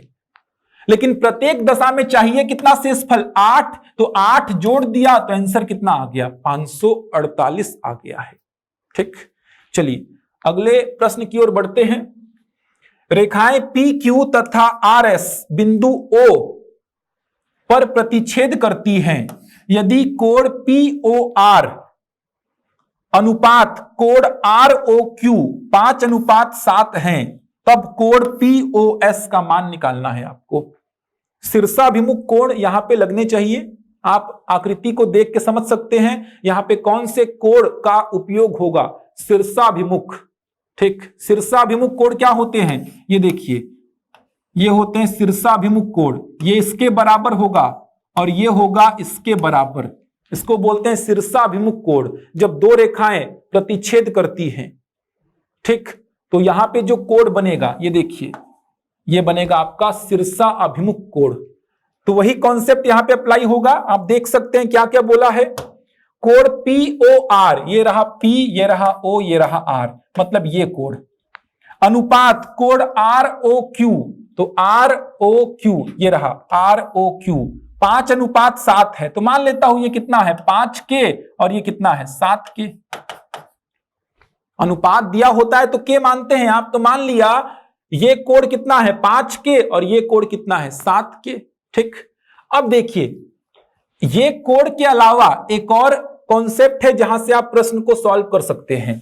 ये रेखा पी क्यू को देखिए, ये जो रेखा बन रही है पी क्यू, इस रेखा के एक ओर बनने वाले सारे कोणों का योग क्या होगा 180 डिग्री होगा। किसी भी रेखा के एक ओर बनने वाले सारे कोणों का योग, ये देखिए कितने भी कोण बना लीजिए यहां से, इन सभी कोणों का योग क्या हो जाएगा 180 डिग्री हो जाएगा। तो उसी प्रकार अगर मैं देख पा रहा हूं तो यहां पे रेखा पी क्यू को आप देखेंगे तो उसके एक ही साइड ये दो कोण बन रहे हैं 5 के और 7 के, दोनों का योग कितना हो जाएगा 12 के, और इसकी वैल्यू कितनी हो जाएगी 180 होगी 180। अब यहां से के की वैल्यू कितनी आ जाएगी 180 बटे 12, 12 एकम 12, 12 पंचे 60, के की वैल्यू कितनी आई 15। तो ये कितना हो जाएगा 5 इंटू 15, 15 पचे 75 डिग्री, ये कितना हो जाएगा 7 इंटू 15, 15 सत्ते 105 डिग्री। अब पूछा क्या है कोण पी ओ एस, ये रहा भाई पी, ये रहा ओ और ये रहा एस, तो ये कोण पूछा है पी ओ एस। अब लगा दो शीर्षाभिमुख कोण, ये 105 है तो ये भी कितना होगा 105 होगा, मतलब आपका फाइनल आंसर कितना हो जाएगा 105। ठीक, तो बहुत आसान सा प्रश्न है, लेकिन पटवारी के पेपर में, ठीक, आरआई के पेपर में, हॉस्टल वार्डन, मंडी, ऐसे बहुत सारे प्रश्न पूछे गए हैं। तो ऐसे क्वेश्चंस का प्रैक्टिस आपको करना ही पड़ेगा। चलिए अगला प्रश्न देखते हैं क्या लिखा हुआ है। यदि x बराबर 8, y बराबर 4, z बराबर 27, तब x का पावर -2/3, y का पावर -3/2 और z का पावर -1/3 किसके बराबर होगा। ठीक, वैल्यू पुट करते हैं पहले तो। x का वैल्यू कितना है 8, तो 8 का पावर -2/3, y का वैल्यू कितना है 4, तो 4 का पावर -3/2, जेड का वैल्यू कितना है 27, 27 का पावर -1/3। 8 को आप क्या लिख सकते हैं, 2 का पावर 3 लिख सकते हैं, इसका पावर कितना -2/3। 4 को आप 2 का पावर 2 लिख सकते हैं, इसका पावर -3/2। 27 को 3 का पावर 3 लिख सकते हैं, इसका पावर कितना -1/3। अब आपने घातांक का नियम पढ़ा होगा, पावर का पावर अगर होता है तो ये हो जाता है मल्टीप्लाई, तो यहां पे मल्टीप्लाई कर दीजिए। 3 गुणा -2/3, 3 से 3 कैंसिल, 2 गुणा -3/2, 2 से 2 कैंसिल, 3 गुणा -1/3, 3 से 3 कैंसिल, बचा कितना 2 की पावर -2, 2 की पावर -3, ठीक, और यहां पे 3 की पावर -1। एक और नियम आपने पढ़ा होगा, x की पावर -m है तो इसको मैं 1/x की पावर m लिख सकता हूं, तो ये कितना हो जाएगा 1/2 की पावर 2, 1/2 की पावर 3, और ये हो जाएगा 1/3 की पावर 1। ये हो गया 1/4, ये हो गया 1/8, ये हो गया 1/3। गुणा कर दीजिए, 4 त्रिका 12, 12 अठे 96, तो 1/96 इसका आंसर हो जाएगा। चेक कर लीजिए कहीं पे है क्या, 1/96। तो घातांक के कुछ नियम यहां पे अप्लाई हो रहे हैं, उन नियम को आपको ध्यान में रखना है, ठीक। देख सकते हैं ये नियम अप्लाई होगा, ये नियम यहां पे अप्लाई हो रहा है। चलिए अगला प्रश्न देखते हैं क्या है। 782 रुपए को 3 भागों में 1/2 अनुपात 2/3 अनुपात 3/4 के अनुपात में विभाजित किया जाता है, तो प्रथम भाग कितना है, पहला भाग पूछा है। तो सबसे पहले तो यह समझिए, अनुपात जब कभी भी आपको इस प्रकार से दिखाई दे, अनुपात के जो पद हैं, ये पहला पद, ये दूसरा पद, ये तीसरा पद, अनुपात के पद अगर आपको इस प्रकार से दिखाई देंगे तो सबसे पहला काम होता है उसको आप पूर्ण संख्या में कन्वर्ट करेंगे। कभी भी अनुपात के पद आपको इस प्रकार से दिखाई दें, फ्रैक्शन के रूप में दिखाई दें, तो सबसे पहला काम होता है उनको पूर्ण संख्या में कन्वर्ट करना। कैसे कन्वर्ट करते हैं, तो 2, 3 और 4 का एलसीएम ले लेंगे। 2, 3 और 4 का एलसीएम कितना 12, एलसीएम निकाल पाएंगे 12 आएगा। अब क्या करना है, 2 से 12 को भाग दूंगा 6 आएगा, उस 6 का गुणा 1 में कितना हो गया 6। 3 से 12 को भाग दूंगा 4 आएगा, उस 4 का गुणा 2 में कितना हो गया 8। 4 से 12 को भाग दूंगा 3 आएगा, उस 3 का गुणा 3 में कितना हो गया 9। अब एलसीएम को भूल जाइए, सिंप्लीफाई हो गया 6:8:9। समझ आ रही बात। एलसीएम को भूलने क्यों बोल रहा हूं, क्योंकि आपको पता है अगर आप इसको अलग अलग लिखेंगे तो इस प्रकार का होगा 6/12, 8/12, 9/12, और अनुपात का नियम आपने पढ़ा होगा, अनुपात के प्रत्येक पद को समान संख्या से भाग दे सकता हूं, तो 12, 12 और 12 क्या हो जाएगा कैंसिल। इतना दिमाग आपको नहीं लगाना है किस प्रकार से इस प्रकार के दिए हुए डेटा को पूर्ण संख्या में कन्वर्ट करना है। तो 2, 3, 4 का एलसीएम 12, 2 से भाग दिया 6, 6 का गुणा ऊपर वाले में 6, 3 से भाग दिया 4, 4 का गुणा 2 में 8, 4 से भाग दिया 3, 3 का गुणा 3 में 9, तो 6, 8, 9। अब 782 रुपए को बांट दीजिए, अब तो आसान हो गया, 6:8:9 में बांटना है आपको। सीधे बता सकते हैं पहला जो भाग होगा वो कितना होगा। एक तरीका तो ये है, 6 को ऊपर लिख दीजिए, नीचे अनुपातों का योग, 9, 8, 17, 17 और 6 कितना 23, टोटल कितना अमाउंट है 782। अगर यहीं पे सेकंड भाग निकालना होता, सेकंड भाग कितना होगा, तो आप सीधे बता सकते हैं 8/23 इंटू 782। थर्ड भाग अगर आपसे पूछूं कितना होगा, तो आप सीधे बता सकते हैं 9/23 इंटू 782। तो पूछा था फर्स्ट भाग, 23 तिया 69, 9 और 2, 23 चौको 92, गुणा कर दीजिए 6 चौको 24, 6 तिरिका 18 और 2 20, 204 रुपया आएगा पहला भाग। तो देख लीजिए ऑप्शन में 204 है क्या, बिल्कुल है। ठीक, चलिए बढ़ते हैं अगले प्रश्न की ओर। एक व्यक्ति अपनी घड़ी को 1140 रुपए में बेचता है तो उसे 5% की हानि होती है। वह उस घड़ी को किस मूल्य में बेचे कि उसे 5% का लाभ हो सके। ठीक, तो मान लीजिए घड़ी का क्रय मूल्य कितना है x, घड़ी का क्रय मूल्य कितना है x मान लीजिए, तो बोल क्या रहा है, 1114 रुपए में घड़ी को बेचा तो भाई x रुपए में क्या किया है, वो 5% की हानि, मतलब x का 95%, तब जाके घड़ी कितना में बिका, 1114 में। एकदम बेसिक चीजें बता रहा हूं आपको, फालतू का ट्रिक क्या नहीं बता रहा हूं मैं। ट्रिक चाहे तो बता सकता हूं मैं, लेकिन केवल ट्रिक देखने में अच्छा लगेगा, एग्जाम में कभी आपको काम नहीं आने वाला वो। तो यहां पे बहुत आसान है, आप खुद सोचो, x रुपए में घड़ी खरीदा मैं, उस पे 5% हानि लिया, मतलब x में 5% का कमी हो गया, तो x का कितना, 95%। हानि होने का मतलब मूल्य को आपने 5% कम किया है, तो x का 95%, इसका वैल्यू कितना है, 1140। तो यहां से घड़ी का क्रय मूल्य आपको मिल जाएगा 1140 गुणा 100/95। इसके लिए फॉर्मूला पढ़ते, क्या मतलब यार फॉर्मूला पढ़ के, काट दीजिए, 19 पचे 95, 19 छिका 114, 5 दूनी 10, कितना आया, 1200 रुपया आया घड़ी का क्रय मूल्य। अब लेना क्या है, 5% का लाभ, तो 1200 रुपया में 5% का लाभ मतलब 1200 का 105%, ये देखिए कितना आ जाएगा, 1260। आंसर देख लीजिए, इसमें क्या है यार, इसके लिए आप फॉर्मूला पढ़ेंगे, ट्रिक पढ़ेंगे, कोई मतलब नहीं है।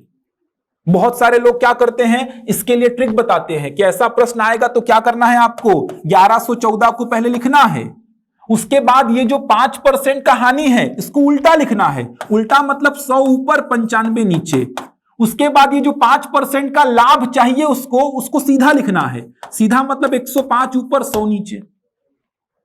ये कर क्या रहे हो यार, तो क्या कर रहे हो आप, ये एक्चुअल में आपने क्या निकाला है, क्रय मूल्य निकाला है, ये देखिए 1140 गुणा 100/95, तो ये एक्चुअल में आपने क्या किया है, क्रय मूल्य निकाला है। उसके बाद क्रय मूल्य पर आपने क्या किया है, 5% का प्रॉफिट लिया है। तो इसी को सिंप्लीफाई करने पे क्या मिलता है आपको, 1200 का 105%। एकदम आसान सी भाषा में अगर मैं बोलूं तो लाभ का मतलब क्रय मूल्य के प्राइस को बढ़ाना, हानि का मतलब क्रय मूल्य के प्राइस को कम करना होता है। 5% लाभ लिया मतलब क्रय मूल्य को 5% बढ़ा दिया, 5% का हानि मतलब क्रय मूल्य को 5% कम कर दिया। 5% बढ़ाया मतलब क्रय मूल्य का 105% हो गया, क्रय मूल्य का 95% हो गया जब 5% कम किया। इसमें क्या है यार, पूरा का पूरा प्रतिशत है, कुछ भी अलग नहीं है। अगला देखिए, दो भिन्नों में भिन्न ए भिन्न बी का 2 गुना है और दोनों भिन्नों का गुणनफल 2/25 है, तो भिन्न ए का मान क्या होगा। बोल क्या रहा है, दो भिन्न हैं ए और बी। जब दो भिन्न की बात करेगा तो यहां पे आप ए को पहला भिन्न बोल दो और बी को दूसरा भिन्न बोल दो। अच्छा, फंसते कहां पे हैं बच्चे, एक भिन्न का प्रश्न होगा जब, तो उस भिन्न को आपको P/Q मानना पड़ता है, लेकिन दो भिन्न का प्रश्न होगा तो आपको भिन्न क्या मानना है, एक भिन्न को x मान लो और दूसरे को क्या मान लो, y। ये एक भिन्न है और ये दूसरा भिन्न है। जबकि प्रश्न में केवल एक ही भिन्न की बात करेगा तो वो भिन्न आपको अंश बटे हर के रूप में मानना पड़ता है, लेकिन यहां पे आप x और y मान लीजिए। अब बोल क्या रहा है, अच्छा a और b दिया है तो a और b ही मान लीजिए, ज्यादा अच्छा है, a और b मान लीजिए। तो बोल क्या रहा है, भिन्न a भिन्न b का 2 गुना है, तो a जो है ये b का 2 गुना है, यही तो होगा ना, b जितना भी होगा उसका 2 गुना कौन है, a। ऐसा भी रीड कर सकते हो। और दोनों भिन्नों का गुणनफल 2/25 है, मतलब a गुणा b करने पे कितना आता है, 2/25 आता है। a गुणा b करने पे कितना आता है, 2/25। अब a का वैल्यू पुट कर दीजिए, बहुत आसान है यार, 2b इंटू बी। ए का वैल्यू कितना आप पहले बता चुके हैं, 2b, तो a के प्लेस पे 2b पुट कर दिया, 2 से 2 काट दो तो b स्क्वायर बराबर कितना, 1/25, तो b बराबर कितना, वर्गमूल 1/25, तो b का वैल्यू कितना आ जाएगा, 1/5 आ जाएगा। सिंपल सी बात है, 1/25 का वर्गमूल 1/5, क्योंकि 1 का वर्गमूल 1 और 25 का वर्गमूल 5 होता है। अब b का वैल्यू 1/5 आ गया, तो a का वैल्यू बता दीजिए। ये देखिए a का वैल्यू कितना हो जाएगा, 2 इंटू 1/5 मतलब कितना, 2/5। a का वैल्यू 2/5 और b का वैल्यू 1/5। पूछा क्या है देख लीजिए, भिन्न a का मान पूछा है, तो भिन्न a का मान कितना हो जाएगा, 2/5। ये थोड़ा सा आसान प्रश्न है। अगला क्वेश्चन देखिए, विद्यार्थियों के एक समूह ने प्रत्येक विद्यार्थी से उतने ही पैसे इकट्ठे किए जितने उस समूह में विद्यार्थी थे। समझ आ रही है बात? मान लीजिए ये समूह है विद्यार्थियों का, समझेंगे बात को, ये विद्यार्थियों का समूह है जिसमें एग्जाम्पल के लिए 5 विद्यार्थी हैं। ये देखिए 5 विद्यार्थी हैं, तो बोल क्या रहा है, प्रत्येक विद्यार्थी से उतने ही पैसे इकट्ठे किए। पैसे, पहली बात तो जितने उस समूह में विद्यार्थी थे, मतलब अगर मान लो 5 विद्यार्थी हैं तो प्रत्येक विद्यार्थी कितना पैसा देगा, 5 पैसा देगा प्रत्येक विद्यार्थी। ये देखिए ऐसा कुछ प्रश्न में बोला है। एग्जाम्पल लिया हूं कि यदि समूह में 5 विद्यार्थी हैं तो प्रत्येक विद्यार्थी कितना पैसा देगा, 5 पैसा। अगर समूह में 10 विद्यार्थी हैं तो प्रत्येक विद्यार्थी 10 पैसा देगा। अगर समूह में 100 विद्यार्थी हैं तो प्रत्येक विद्यार्थी 100 पैसा देगा। तो यहां पे कितने विद्यार्थी माना, 5, प्रत्येक ने 5 पैसा दिया, तो टोटल कलेक्शन कितना हुआ भाई, टोटल कलेक्शन हो गया 5 विद्यार्थी, प्रत्येक ने 5 पैसा दिया, तो टोटल कलेक्शन कितना हो गया, 25 पैसा। 5 पैसा 5 पैसा 5 पैसा 5 पैसा 5 पैसा, कितना हो गया, 25 पैसा हो गया। अब यहां पे प्रश्न में क्या बोला है, यदि कुल रुपए, रुपए बोल दिया कितने, 59.29 रुपए इकट्ठे हुए हैं, तो विद्यार्थियों की संख्या पूछा है। यहां पे आपको टोटल अमाउंट, मतलब ये अमाउंट गिवन है और ये डेटा आपसे पूछ लिया है। तो मैं मान लेता हूं कितने विद्यार्थी हैं मेरे, n विद्यार्थी हैं मेरे पास। अब n विद्यार्थी हैं तो प्रत्येक विद्यार्थी कितना पैसा देगा, n पैसा देगा। 5 विद्यार्थी थे तो प्रत्येक विद्यार्थी 5 पैसा दिया। 10 विद्यार्थी हैं तो प्रत्येक विद्यार्थी 10 पैसा देगा। तो मैं मान लिया कितने विद्यार्थी हैं, n विद्यार्थी, तो प्रत्येक विद्यार्थी कितना पैसा देगा, n पैसा। तो टोटल कलेक्शन कितना होगा मेरे पास, n इंटू n, किसमें, पैसा में, लेकिन ये तो रुपया में दे दिया है। तो इसको क्या करना पड़ेगा, पैसे में कन्वर्ट, पैसे में कन्वर्ट करेंगे मतलब किसका मल्टीप्लाई, 100 का। 5,929 पैसा का कलेक्शन हुआ है। ये देखिए 5 इंटू 5 तो 25 पैसा, ध्यान रखिए रुपया में नहीं आएगा। तो 59.29 रुपया को पैसा में कन्वर्ट करेंगे। 1 रुपया में 100 पैसा, तो 59.29 रुपया में कितना पैसा, 5929 पैसा। अब यहां से सिंप्लीफाई करना है, n स्क्वायर बराबर 5929, तो n बराबर कितना, वर्गमूल 5929। वर्गमूल आपको निकालना आना चाहिए। भाग विधि सबसे बेस्ट विधि मानी जाती है मेरे हिसाब से। बाकी बहुत सारे बच्चे ट्रिक पढ़ते हैं, ट्रिक ही तो बर्बाद कर दिया है पूरा मैथ्स को। देखिए भाग विधि है, इकाई के अंक से 2-2 का जोड़ा बनाते हैं। तो यहां पे क्या लिखेंगे, 7 सते 49, कितना आया भाई, 10। 29 को उतार दीजिए, इस 7 को नीचे लिख के ऐड करते हैं 14। अब 14 के आगे कितना लगाऊंगा, 7 लगाऊंगा भाई, क्योंकि 14 से 102 को भाग दूंगा तो 7 बार जाएगा। तो मल्टीप्लाई किससे करना है, 7 से, कितना आ जाएगा, 1029, कितना आ गया, 77। बहुत सारे बच्चों को पता ही नहीं चला होगा क्या किया मैं। भाग विधि बहुत कम बच्चों को आती है। अब जिनको भाग विधि नहीं पता है यार, वो 5929 का वर्गमूल खुद से निकाल लेना। ठीक, 5929 का वर्गमूल खुद से निकाल लेना। जो विधि पता हो उससे निकालो, लेकिन भाग विधि थोड़ा कोशिश करो कि सीख जाओ। बोलोगे तो एक वीडियो में बता दूंगा पूरा, अभी मेरे पास उतना टाइम नहीं है कि भाग विधि पूरा डिटेल में समझाऊं। लेकिन भाग विधि अगर आपको आ गई तो किसी भी संख्या का वर्गमूल तुरंत आप बता सकते हैं। तो n का वैल्यू कितना आया, 77, मतलब 77 विद्यार्थी हैं और प्रत्येक विद्यार्थी कितना पैसा दिया है, 77 पैसा। तब जाके टोटल कितना आया होगा, 5929 पैसा आया होगा।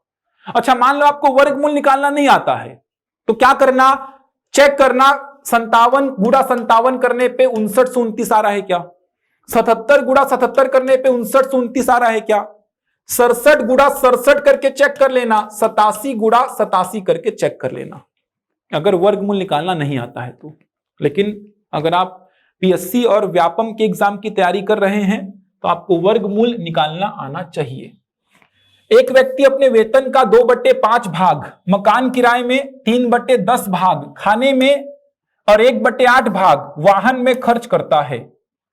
यदि उसके पास खर्च के बाद 1400 रुपए बचे तो खाने पर उसका खर्च कितना है। तो मान लीजिए वेतन कितना था उसका x, तो उसने क्या किया, वेतन का 2/5 मतलब 2/5x मकान किराए पे खर्च किया। वेतन का 3/10 मतलब 3/10x कहां खर्च किया, खाने में। वेतन का 1/8 मतलब 1/8x कहां खर्च किया, वाहन में। तो बचत कितनी हुई उसके पास, कैसे निकालेंगे, तो सिंपल सी बात है यार, वेतन में से इन तीनों का योग घटा दीजिए। 2x/5 plus 3x/10 plus 1/8x, यही तो मतलब होगा। 100 रुपया मान लो मेरा वेतन है, 10 रुपया खर्च किया मान लो भोजन में, 20 रुपया खर्च किया वाहन में, 30 रुपया खर्च किया किराए में, तो बचा कितना मेरे पास, 100 में से 60 रुपया को घटा दूंगा, 40 बचेगा। वही काम कर रहा हूं। ये मेरे पास क्या है, वेतन। वेतन में से ये खर्च और ये खर्च तीनों के योग को घटाना है। अब घटाने के लिए एलसीएम ले लीजिए। 5, 10 और 8 का एलसीएम कितना होता है, 40। एलसीएम तो निकाल लेंगे आप लोग, ठीक। 5 से 40 को भाग दूंगा 8 बार जाएगा, 8 का गुणा 2 में 16। 10 से 40 को भाग दूंगा 4 बार जाएगा, 4 का गुणा 3 में 12। 8 से 40 को 5 बार भाग दूंगा, 5 का गुणा 1 में 5। कितना हो जाएगा देखिए, 16 और 12 कितना हो गया, 28। 28 और 5 कितना हो जाएगा, 33। सिंप्लीफाई करेंगे तो ये हो जाएगा 40x माइनस 33x/40, तो ये हो जाएगा 7x/40। और यही बचत आपको प्रश्न में देकर रखा है कितना, 1400। मतलब ये जो पैसा बचा है ये किसके बराबर है, 1400 के बराबर है। 7 से कट कर दीजिए तो x का वैल्यू कितना आ गया आपके पास, 8000। मतलब आपका जो वेतन है वो कितना है, 8000 है आपका वेतन। प्रश्न क्या पूछा है, खाने पर खर्च, तो देख लीजिए खाने पर खर्च कितना हो जाएगा, 8000 का 3/10। 8000 का 3/10 कितना हो जाएगा, 2400 रुपया हो जाएगा खाने पर खर्च। तो ऑप्शन में ऑप्शन सी आप देख पा रहे हैं, ठीक। चलिए बढ़ते हैं अगले प्रश्न की ओर। चलिए अगला क्वेश्चन देखते हैं। P और Q की वर्तमान आयु का अनुपात क्रमशः 5:7 है। यदि Q की वर्तमान आयु एवं 6 वर्ष पश्चात P की आयु का अंतर 2 वर्ष है, तो P और Q की वर्तमान आयु का योग क्या होगा, ठीक। आसान सा प्रश्न है। जब भी अनुपात में आपको स्टेटमेंट दिया होता है तो आपका काम क्या है, मान लीजिए P की वर्तमान आयु, मान लीजिए P की वर्तमान आयु कितनी हो जाएगी, 5 के वर्ष। आयु है तो वर्ष में मान रहा हूं। Q की वर्तमान आयु कितनी हो जाएगी, 7 के वर्ष। के मिला तो काम खत्म, के ही निकालना है आपको। यदि Q की वर्तमान आयु, तो Q की वर्तमान आयु कितनी है भाई, 7 के, एवं 6 वर्ष पश्चात P की आयु, तो 6 वर्ष पश्चात P की आयु कितनी हो जाएगी, 5 के प्लस 6। वर्तमान में मान लो मेरी आयु है 28 साल एग्जाम्पल के लिए, तो 6 साल बाद कितनी हो जाएगी, 28 प्लस 6। उसी प्रकार P की आयु अगर मान लो 5 के है वर्तमान में, तो 6 साल बाद 5 के प्लस 6 का अंतर 2 साल है। इन दोनों का अंतर कितना दिया है, 2 साल। के निकाल लो यहां से, कितना आ जाएगा देख लीजिए, 7 के माइनस 5 के, बाहर माइनस है तो ये माइनस हो जाएगा भाई, तो ये 2 के बराबर 2 और 6 ऐड हो जाएगा, तो के का वैल्यू कितना आया, 4। के 4 आया तो बता दीजिए P की वर्तमान आयु 5 गुणा 4 20 साल, Q की वर्तमान आयु 7 गुणा 4 28 साल। दोनों को जोड़ेंगे तो कितना आएगा, 48 साल आ जाएगा, ठीक। चलिए आगे बढ़ते हैं। कोई धन 2 वर्ष के लिए चक्रवृद्धि ब्याज पर 673 रुपए तथा 3 वर्ष के लिए चक्रवृद्धि ब्याज पर 714 रुपए हो जाता है, तब दर ज्ञात करे कितनी होगी, ठीक। अब इसको करने का 2 तरीका होता है। एक तो फॉर्मूला क्या है आपके पास, चक्रवृद्धि मिश्र धन का। चक्रवृद्धि मिश्र धन क्या होता है, समझाया था, P1 प्लस R/100 का पावर n। P रुपए आपने मान लो जमा किया है, कोई धन मतलब मूलधन जो कि आपने जमा किया है, ये कितना हो गया 673 रुपए 2 वर्ष में, और 3 वर्ष में कितना हो गया 714 रुपए। मतलब 2 वर्ष का मिश्र धन कितना है 673 रुपया। दर आपको नहीं दिया है, समय कितना है 2 साल। 3 साल का मिश्र धन कितना है 714 रुपया, तो ये हो गया 3 साल का मिश्र धन कितना 714 रुपया। समीकरण नंबर 1, समीकरण नंबर 2। समीकरण 2 को 1 से डिवाइड करिए, आपका आंसर आ जाएगा। 2 को डिवाइड करिए 1 से P कैंसिल होगा। ये देखिए क्या बनेगा 714 बटे 673 बराबर, इधर पे क्या आएगा 1 प्लस आर बाई 100 का पावर 3, 1 प्लस आर बाई 100 का पावर 2। तो पावर 2 से पावर 2 कैंसिल, 714 बटे 673, इधर 1 प्लस आर बाई 100 बचेगा ना। 2 से 2 कैंसिल, पावर 3 था नीचे 2 था, तो कितना बचेगा 1 ही बचेगा। यहां से सिंप्लीफाई करके आपको आर का वैल्यू निकालना है।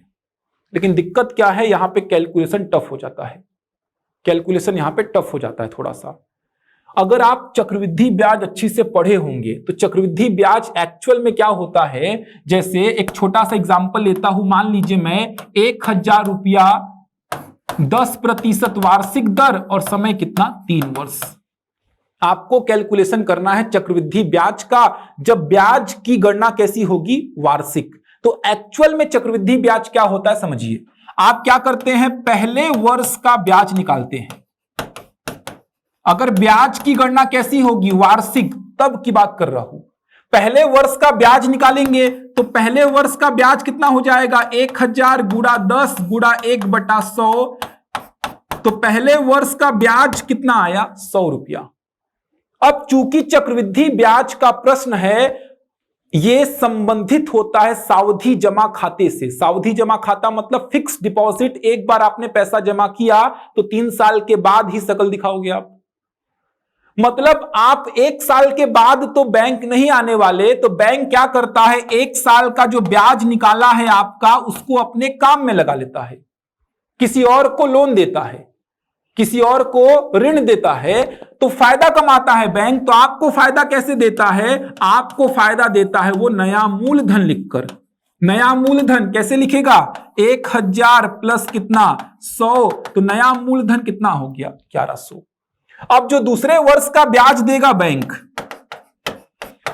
जो दूसरे वर्ष का ब्याज देगा, ये ब्याज कितने में देगा 1100 रुपए में देगा। ये देखिए कितना आ गया 110 रुपया।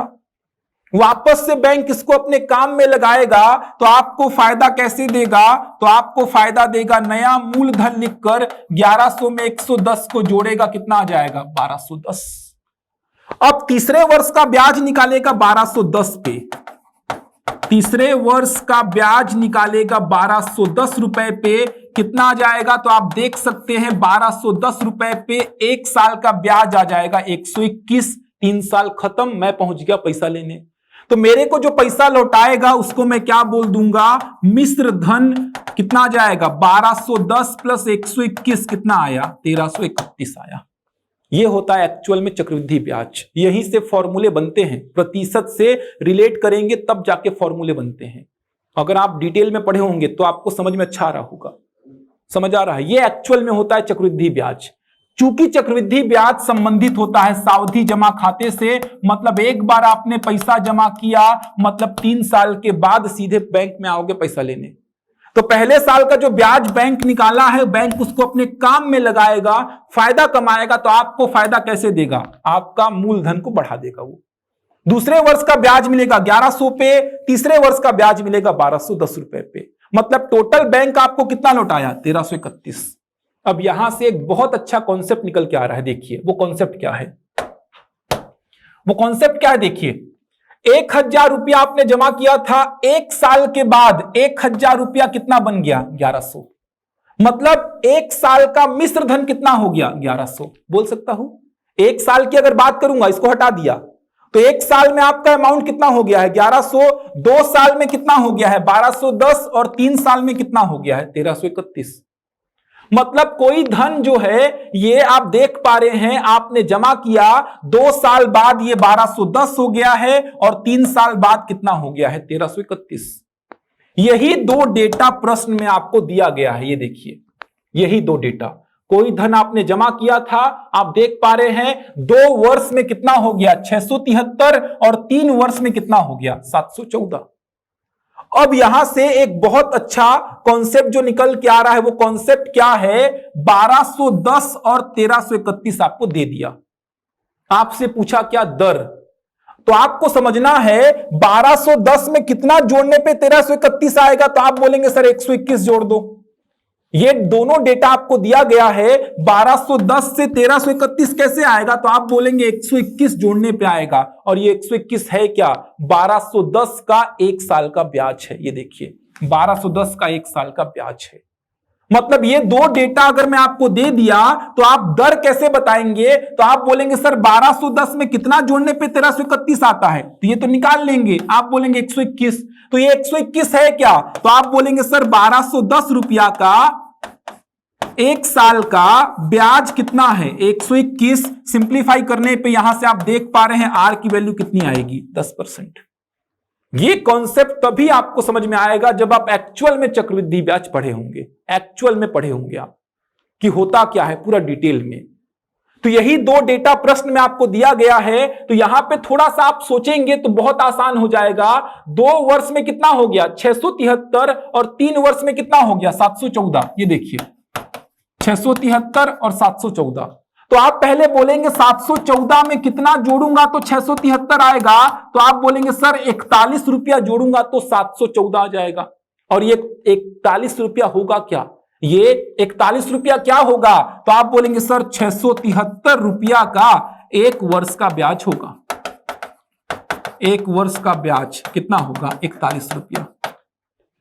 673 रुपया का 1 वर्ष का ब्याज कितना होगा 41 रुपया। अब ब्याज का जनरल फॉर्मूला पता है, ब्याज कितना 41 रुपया, कितने का 673 का, दर नहीं पता, समय 1 साल बटा 100। सिंप्लीफाई करो तो आर की वैल्यू 41 गुणा 100 बटा कितना 673। सिंप्लीफाई कर लो उसको, समझ आ रहा है, सिंप्लीफाई करो आंसर आ जाएगा आपका। तो ये बहुत आसान तरीका हो गया। आपको समझना है 1000 का ब्याज निकाले 1000 में जोड़े तो 1100 आया, 1100 का ब्याज निकाला 1100 में जोड़ा था तो 1210 आया था, 1210 का ब्याज निकाला 1210 में जोड़ा तो 1331 आया। तो 1210 से 1331 कैसे आया, तो आप बोलेंगे 1210 का 1 साल का ब्याज निकालो, उसी को जोड़ेंगे तो क्या आता है 1331। तो उसी प्रकार 673 में कितना जोड़ने पे 714 आएगा, तो आप बोलेंगे 41। तो ये 41 है क्या, 673 का 1 साल का ब्याज है क्या 41 रुपए। ये देखिए ये लाइन लिखा, प्रश्न खत्म हो गया। यहां पे सिंप्लीफाई करना, आर का वैल्यू निकाल लेना, वो तो आपका काम है, निकाल पाएंगे। समझ आ रहा है, कट पीट करके देख लेना, कट पीट करोगे जो भी आ रहा होगा। ठीक, कट हो रहा है क्या, 41 से 41 दूनी एक ही बार जाएगा, कट करके देखिए एक बार। 41 से कम कितना 41, देख लीजिएगा कट करके, पॉइंट में ही आएगा आंसर। जो भी आ रहा होगा आप खुद से देख लीजिएगा कट करके, लेकिन आपको कॉन्सेप्ट सिखा रहा हूं मैं। मेरे को कैलकुलेशन से भी मतलब नहीं है, कैलकुलेशन में क्या आ रहा है क्या नहीं आ रहा है, कोशिश कर रहा हूं कि जितना मैक्सिमम बता सकूं उतना बता पाऊं आपको मैं। वैसे प्रैक्टिस सेट करा रहा हूं तो इतना बताने की आवश्यकता नहीं होती, लेकिन मैं चाह रहा हूं आपका कॉन्सेप्ट क्लियर हो, तब जाके आपसे बनेगा क्वेश्चन। केवल रटने से काम नहीं चलने वाला, मैथ्स को समझ के करना पड़ेगा आपको। जितना समझ के करेंगे उतना आसान है मैथ्स। अगर आपको यह पता है कि भाई चक्रवृद्धि ब्याज ऐसा कुछ होता है तो प्रश्न ही खत्म हो जाता। चक्रवृद्धि ब्याज में 1000 का ब्याज निकाला 100 रुपया, 1000 में जोड़ा 1100 आ गया। 1100 का ब्याज निकाला 110, 1100 में जोड़ा 1210 आ गया। 1210 का ब्याज निकाला 121, 1210 में जोड़ा 1331 आ गया। तभी तो आपने सुना होगा ब्याज पे ब्याज मिलता है, उसी को बोलते हैं चक्रवृद्धि ब्याज। केवल रटने से काम नहीं चलेगा, समझना है ब्याज पे ब्याज कैसे मिला। तो 100 रुपया ब्याज आया, 100 रुपया को आपने जोड़ा 1100, अब 1100 पे ब्याज निकाला है आपने, तो ब्याज पे क्या मिल रहा है ब्याज। तो आंसर लाना मेरे लिए इंपॉर्टेंट नहीं है, मेरा मेन उद्देश्य था आपको मैं समझा पाऊं। ठीक, कॉन्सेप्ट देखिए। अगला प्रश्न जो है a + 1/a, इसका वैल्यू दिया है वर्गमूल 3, तो a का क्यूब + 1/a का क्यूब, इसका वैल्यू पूछ रहा है। तो a को बनाना है a क्यूब और 1/a को बनाना है 1/a क्यूब। कैसे बनेगा ये, कौन सा फॉर्मूला ऐसा होगा जहां से a बन जाए a क्यूब और 1/a बन जाए 1/a क्यूब? तो एक ही फॉर्मूला ऐसा है a प्लस बी का होल क्यूब। ये फॉर्मूला होता है a का क्यूब प्लस b का क्यूब प्लस 3ab ब्रैकेट में a प्लस b। ये होता है फॉर्मूला। तो जो दिया है वहां से काम स्टार्ट करेंगे। दिया क्या है? a plus 1/a। इसका वैल्यू कितना दिया है? वर्गमूल 3। आपको चाहिए क्या? a का क्यूब प्लस 1/a का क्यूब। तो क्या करते हैं, इसके दोनों पक्षों में क्यूब कर देते हैं, क्योंकि आपको समझना यह था कि a को बनाना है a क्यूब और 1/a को बनाना है 1/a क्यूब। तो एक फॉर्मूला ऐसा है जहां पे a बन जाता है a क्यूब और b बन जाता है b क्यूब। वो कौन सा है? a प्लस b का होल क्यूब। जो दिया है वहीं से जनरली क्वेश्चंस को करना स्टार्ट करते हैं। तो a प्लस 1/a का वैल्यू हो गया वर्गमूल 3, प्रश्न में दिया है, दोनों पक्षों में क्यूब कर दिया। अब a प्लस बी का होल क्यूब, ये देखिए कंपेयर करिए, a के प्लेस पे a है और b के प्लेस पे 1/a है। कंपेयर करेंगे फॉर्मूला से तो आपको दिखेगा a प्लस बी का होल क्यूब क्या होता है? a cube plus b cube plus 3ab bracket में a प्लस b। और √3 का क्यूब क्या हो जाएगा भाई? ये देखिए √3 का क्यूब, तो ये हो गया 3, बचा कितना? वर्गमूल 3। a का क्यूब को क्या लिखूंगा? a का क्यूब, 1 का क्यूब तो 1 होगा, नीचे a का क्यूब हो जाएगा। a क्यूब यही तो चाहिए था। a से a हो गया कैंसिल, कितना बचा? a प्लस 1/a बराबर कितना? 3 वर्गमूल 3। अब a प्लस 1/a का वैल्यू प्रश्न में आपको दिया है, ये देखिए कितना? वर्गमूल 3। पुट कर दीजिए, काम खत्म। a का क्यूब प्लस 1/a का क्यूब, इसका वैल्यू कितना है? वर्गमूल 3। पुट कर दिया भाई, इसका वैल्यू प्रश्न में दिया है, ये हो गया कैंसिल। तो a का क्यूब प्लस 1/a का क्यूब कितना मिल गया? 0। इसके लिए भी ट्रिक होता है। वो ट्रिक कहां से निकलता है? यहीं से निकलता है। वो ट्रिक क्या बताते हैं बताने वाले, उस बात को समझिए। वो ट्रिक क्या बताते हैं कि ऐसा कुछ डेटा देगा और ये पूछेगा तो आपको क्या करना है, ये जो गिवन है उसका क्यूब करना और 3 के साथ उसी को गुणा करके घटा देना। जो डेटा दिया है उसका क्यूब करना और 3 के साथ उसको गुणा करके घटा देना। तो √3 का क्यूब करेंगे कितना आएगा? 3√3। इसमें से 3√3 को घटाएंगे तो कितना आएगा? 0। ये कहां से बना यार? यहीं से तो बन रहा है, ये देखो √3 का क्यूब 3√3 आया, अब 3 का गुणा √3 में करके क्या कर रहा हूं? घटा रहा हूं। यहीं से ट्रिक बनता है। लेकिन ये ट्रिक केवल क्यूब वाले प्रश्नों में काम आएगा, वर्ग वाले के लिए अलग से ट्रिक पढ़ना पड़ेगा। लेकिन आपने कॉन्सेप्ट सीखा है। यहीं पे अगर मैं वर्ग वाला प्रश्न बोलता, जैसे चलिए बता ही देता हूं, जैसे मैं वर्ग वाला प्रश्न बोलता कि यदि a प्लस 1/a बराबर 4 हो तो a square plus 1/a square का मान निकालो।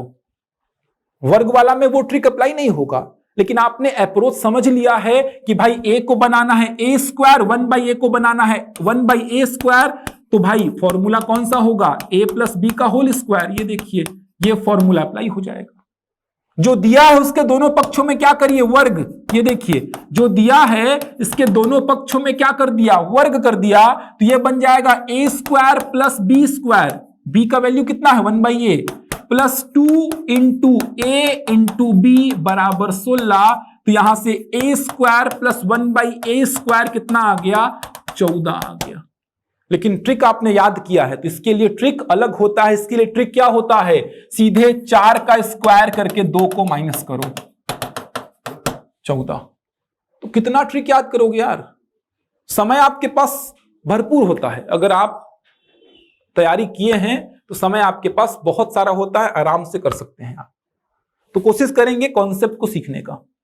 चलिए अगला क्वेश्चन देखिए। एक नाव की गति स्थिर पानी में 15 किलोमीटर प्रति घंटा है। मतलब शांत जल में नाव की चाल आपको दिया है कितना? 15 किलोमीटर प्रति घंटा। यह 30 किलोमीटर नदी की धारा के विरुद्ध तथा धारा के अंतर्गत गति करते हुए पुनः पूर्व स्थान पर 4 घंटा 30 मिनट में वापस आ जाती है। तो नदी की धारा की गति क्या होगी? प्रश्न क्या पूछ रहा है? थोड़ा सा इसका लैंग्वेज टफ हो गया है। बोल क्या रहा है समझिए। एक नाव जो है A से B तक जा रही है और B से A तक वापस आ रही है। ये दूरी आपको दिया है क्या, 30 किलोमीटर। ये देखिए, ये दूरी आपको दिया है 30 किलोमीटर। मान लो जाते समय क्या है, धारा की दिशा, और आते समय क्या है, धारा की विपरीत दिशा। आते समय क्या है, धारा की विपरीत दिशा। ठीक, ऐसा कुछ बोल रहा है। ए से बी नाव जा रही है धारा की दिशा में और वापस आ रही है धारा की विपरीत दिशा में। जाने और आने में इसको कुल समय कितना लगता है, 4 घंटा 30 मिनट। कुल समय इसको जो लग रहा है 4 घंटा 30 मिनट लग रहा है। आपको इसके पहले के वीडियोस में बता चुका हूं, जब कभी भी कुल समय आपको दिया रहेगा तो समय को ब्रेक कर देना। जाने का समय प्लस आने का समय। अब जाने का समय क्या हो जाएगा, दूरी बटा चाल, तो दूरी कितना 30, चाल क्या हो जाएगा धारा की दिशा में u प्लस वी। अब इतना आपको आना चाहिए। ठीक, u प्लस वी क्यों होता है, चलो समझ लो। मान लो नाव जा रही है u किलोमीटर प्रति घंटे की चाल से। u क्या है, शांत जल में नाव की चाल, कोई जल में मूवमेंट नहीं है, नाव जा रही है u किलोमीटर प्रति घंटा की चाल से। धारा भी बहने लगी इसी दिशा में v किलोमीटर प्रति घंटा की चाल से। तो नाव की चाल कितना हो जाएगा, नाव का चाल हो जाएगा u प्लस वी किलोमीटर प्रति घंटा। ये नाव की चाल शांत जल में, ये धारा का वेग, तो u प्लस वी क्या हो जाएगी, धारा की दिशा में नाव की चाल, वही लिखा हूं। उसी प्रकार प्लस विपरीत दिशा में क्या हो जाएगी, u माइनस वी, आप समझ लेंगे। अब ये समय है, ये भी क्या है समय, ये समय किसमें है, घंटे में। क्यों घंटे में, क्योंकि 30 किसमें है, किलोमीटर में, और चाल किसमें है, किलोमीटर प्रति घंटे में, मतलब ये समय किसमें है, घंटे में। ये भी समय घंटे में है, तो आपको 4 घंटा 30 मिनट को कन्वर्ट करना पड़ेगा घंटे में। तो 4 ऑलरेडी घंटे में है, 30 मिनट को घंटे में कन्वर्ट कर दिया। u की वैल्यू आपको दी हुई है कितना है, 15। ये देखिए v निकाल लो, u की वैल्यू 15, यहां पे भी u की वैल्यू कितनी पुट कर दीजिए, 15। सिंप्लीफाई करिए, कितना आ जाएगा, 9/2। v निकालना है, 30 को कॉमन निकाल दो, कितना आ जाएगा, 1/15 plus v, 1/15 minus v equal to 9/2। Simplify करते हैं, तिर्यक गुणा करिए, 15 माइनस v का 1 में, 15 प्लस v का 1 में, नीचे a plus b into a minus b, a square minus b square apply हो जाएगा भाई। ये हो गया 9/2। v से v हो गया कैंसिल, 15 और 15 कितना हो गया, 30। 15 का स्क्वायर हो गया 225 माइनस वी स्क्वायर, 9/2। कट कर दो भाई, 3 त्रिका 9, 3 दहम 30, 3 एकम 3, 3 दहम 30। फटाफट करेंगे, 100 10 और 10 का गुणा करने पर 100 दूनी कितना हो गया, 200। तो ये हो जाएगा 200 बराबर 225 माइनस वी स्क्वायर। तो वी स्क्वायर का वैल्यू कितना भाई, 25। तो वी बराबर कितना, 5 किलोमीटर प्रति घंटा। कैलकुलेशन तो आप कर लेंगे, कैलकुलेशन पूरा बता भी दिया हूं मैं।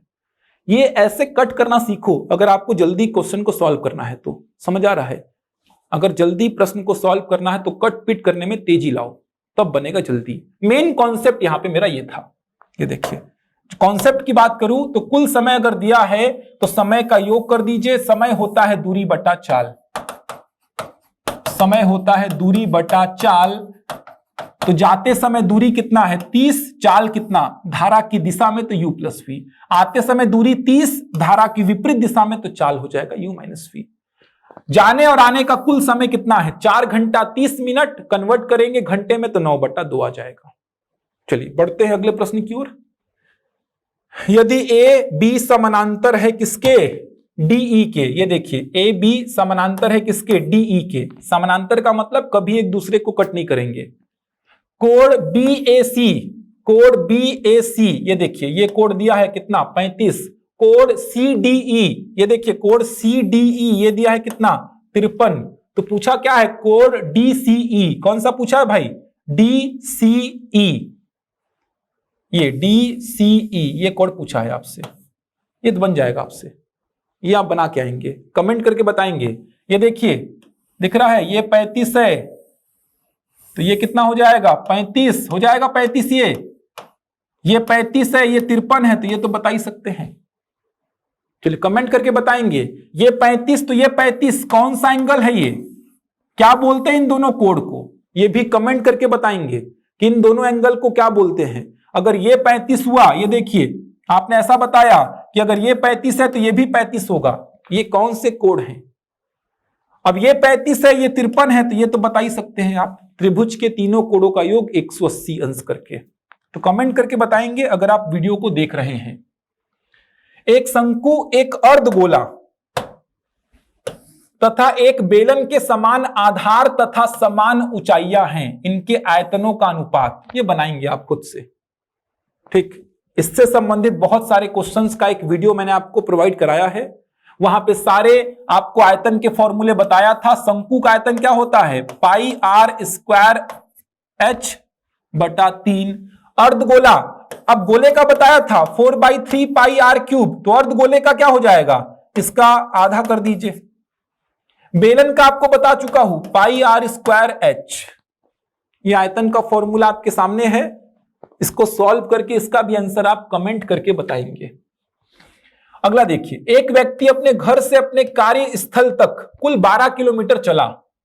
क्या बोल रहा है, देखिए कुल 12 किलोमीटर, यहां से लेकर यहां तक कुल 12 किलोमीटर चला है।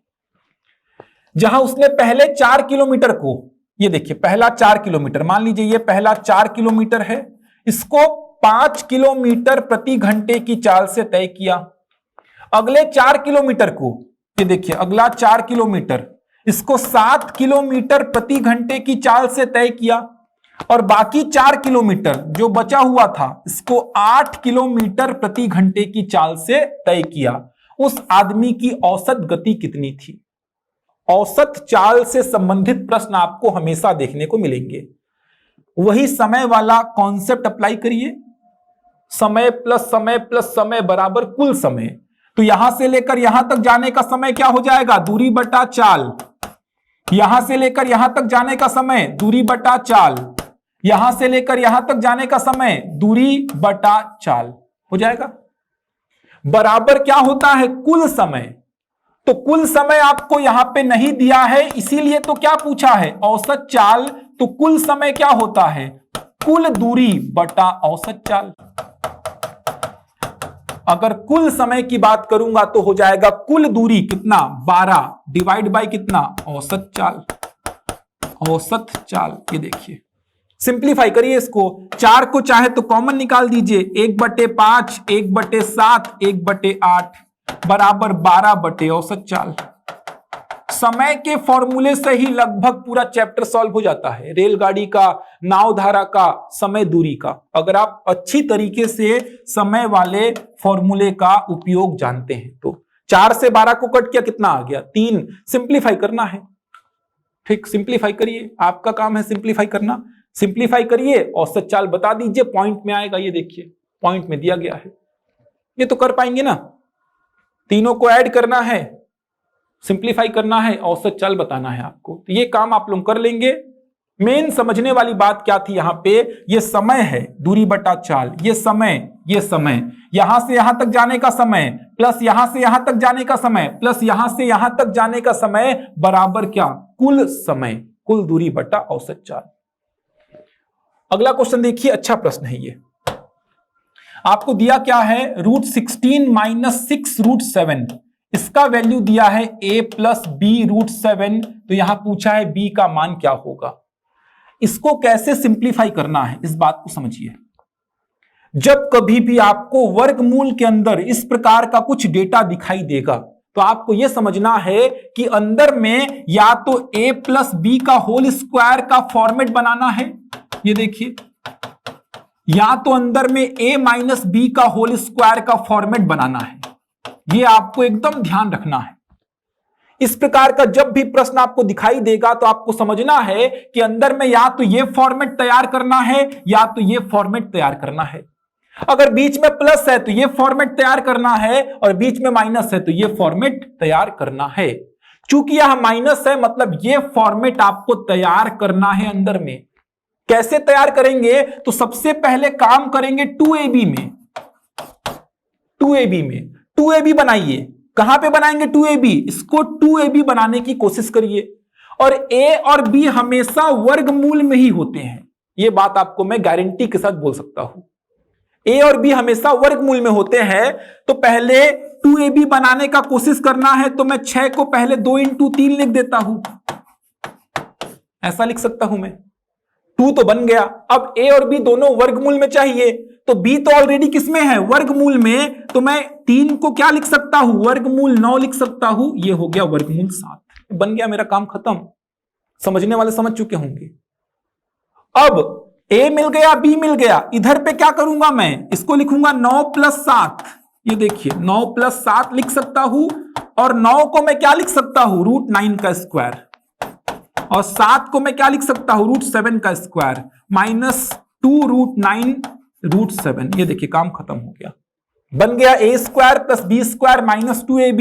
ये क्या होता है, तो आपको पता है a माइनस बी का होल स्क्वायर, वर्ग और वर्गमूल खत्म हो गया, तो वर्गमूल 9 माइनस वर्गमूल 7 सिंप्लीफाई हो गया। तो आपने इसको सिंप्लीफाई किया, इसको सिंप्लीफाई करने पे क्या आया, वर्गमूल 9 माइनस वर्गमूल 7 बराबर a प्लस बी वर्गमूल 7।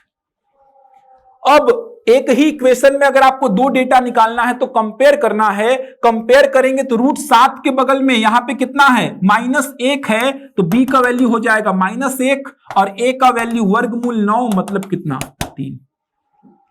ठीक, देख लीजिए पूछा क्या है b, तो b का मान क्या हो जाएगा, -1। ये अच्छे प्रश्न है, बहुत अच्छे प्रश्न है ये।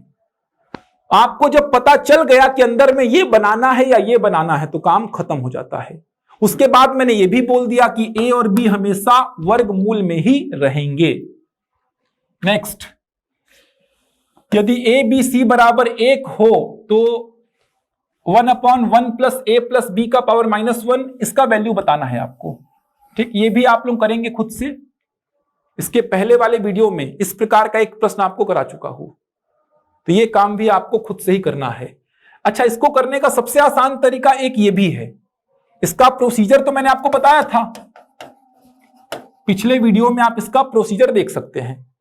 इसको करने का एक तरीका ये भी आपको समझाया था, ए बी सी का मान ऐसा रखो जो कि गिवन इक्वेशन को सेटिस्फाइड कर दे। तो ए का मान 1, बी का मान 1, सी का मान 1, क्योंकि 1 गुणा 1 करने पे क्या आता है, 1।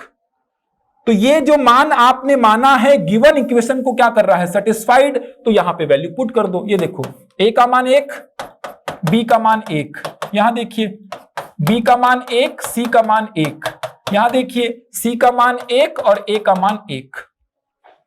अब 1 का पावर कुछ भी करो, प्लस में या माइनस में, हमेशा 1 ही आता है। तो 1/3, 1/3, 1/3, ये हो गया 3/3, आंसर 1 हो गया।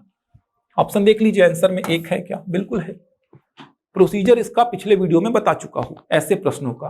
बाकी ये तरीका भी ध्यान रखेंगे आप, एग्जाम में कुछ भी समझ में नहीं आ रहा है तो ऐसा कुछ कर लीजिए।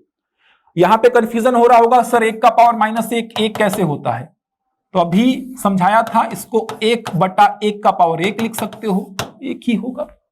1 का पावर कुछ भी करो यार, 1 ही आता है। चलो अगला क्वेश्चन देखते हैं। पिछले वर्ष एक गांव की जनसंख्या 5000 थी। एक वर्ष में पुरुषों तथा स्त्रियों की संख्या में क्रमशः 10% तथा 15% वृद्धि होने के कारण अब जनसंख्या 5600 हो गई है। गांव में पिछले वर्ष पुरुषों की संख्या कितनी थी। ठीक, यहां पे जनसंख्या दे दिया, साथ में पुरुष और महिला बोल दिया है। तो ऐसे प्रश्न को करने का सबसे आसान तरीका, मान लीजिए 5000 में पुरुष कितने हैं, x, तो महिलाएं कितनी हो जाएंगी, 5000 माइनस x, 5000 माइनस x। अब दो तरीका है करने का इसको। एक तरीका क्या है, पुरुषों की संख्या में कितना वृद्धि हुआ, 10% का, तो एक साल के बाद पुरुष कितने हो गए, x का 110%। महिलाओं की संख्या में कितना वृद्धि हुआ, 15% का, तो एक साल के बाद महिलाएं कितनी हो गई, 5000 माइनस x का 115%। ये एक साल के बाद पुरुष, ये एक साल के बाद महिलाएं, दोनों को जोड़ूंगा तो टोटल कितनी जनसंख्या, 5600। एक तो ये तरीका है। वही है प्रतिशत जो आप लाभ हानि समझा रहा था, तो लाभ हानि को प्रतिशत बोलो या प्रतिशत को लाभ हानि बोलो, सब एक है, कॉन्सेप्ट पूरे एक है। x में 10% का वृद्धि करूंगा तो x का 110%, 5000 माइनस एक्स में 15% का वृद्धि करूंगा तो 5000 माइनस एक्स का 115% हो जाएगा। ये क्या है? 1 साल के बाद पुरुष, ये 1 साल के बाद महिला, ये 1 साल के बाद जनसंख्या। सिंप्लीफाई करेंगे तो एक्स का वैल्यू कितना आएगा? 3000 आएगा। आंसर क्या हो जाएगा? सी। आप बोलेंगे सर लेंदी हो गया कैलकुलेशन, एक और तरीका समझ लो, केवल वृद्धि को लेके बनाओ, केवल वृद्धि को लेके। तो पुरुष कितने हैं? एक्स। महिलाएं कितनी है? 5000 माइनस एक्स। पुरुषों की संख्या में 10% वृद्धि हुआ तो 1 साल में कितनी वृद्धि हुई? एक्स का 10%। समझा चुका हूं, पूरे वीडियो में यही चिल्ला रहा हूं क्योंकि कॉन्सेप्ट ही यही है। आप बोलेंगे सर पिछले वीडियो में भी यही पढ़ाए थे, तो पूरे प्रतिशत और लाभ हानि में यही कॉन्सेप्ट है। केवल वृद्धि की बात करूंगा तो एक्स का 10%, एक्स का 110% बोला मतलब 1 साल के बाद पुरुषों की संख्या, और ये क्या है? 1 साल में पुरुषों की संख्या में वृद्धि प्लस 5000 माइनस एक्स का 15%, 1 साल में महिलाओं की संख्या में वृद्धि। पॉपुलेशन में कितना वृद्धि हुआ? 600।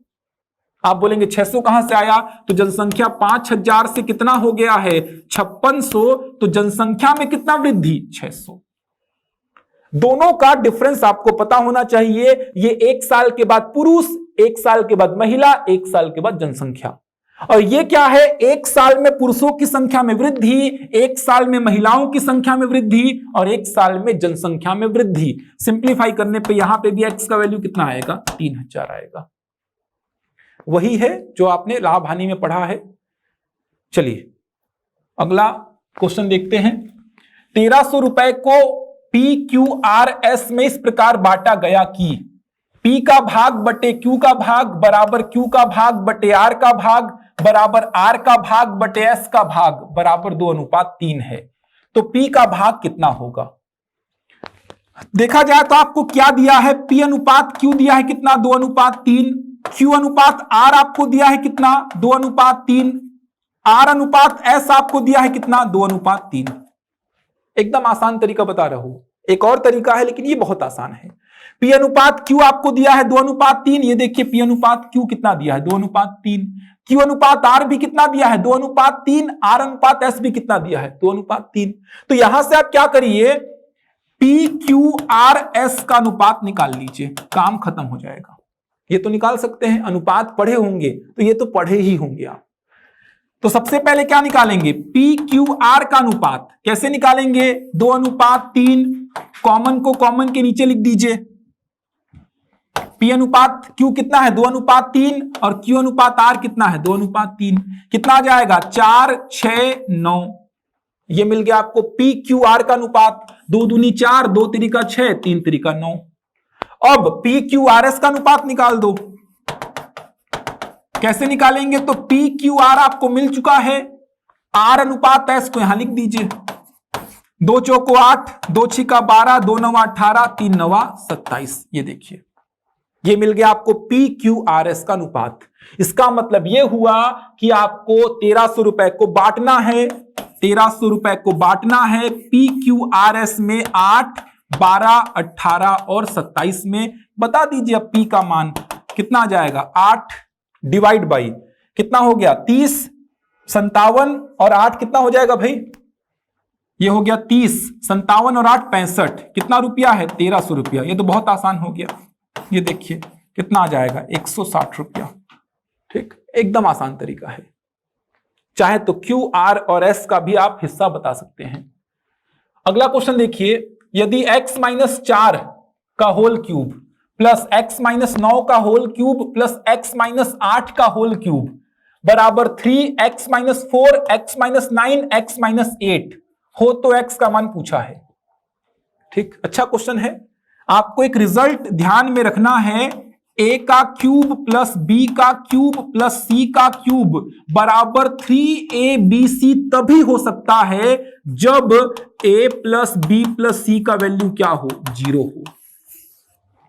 समझ आ रहा है? a का क्यूब प्लस b का क्यूब प्लस c का क्यूब, ये 3abc तभी हो सकता है जब a plus b plus c बराबर कितना हो? 0। तो यहां पे आप देख सकते हैं a का क्यूब प्लस b का क्यूब प्लस c का क्यूब, ये 3abc, ये कब लिखेंगे? जब a plus b plus c बराबर क्या होगा? 0। तो a का वैल्यू मतलब x माइनस 4, b का वैल्यू मतलब x माइनस 9, c का वैल्यू मतलब x माइनस 8 बराबर कितना? 0। x और x हो गया 3x, 9 8 17 और 4 21, तो 3x बराबर 21, x का वैल्यू कितना? 7।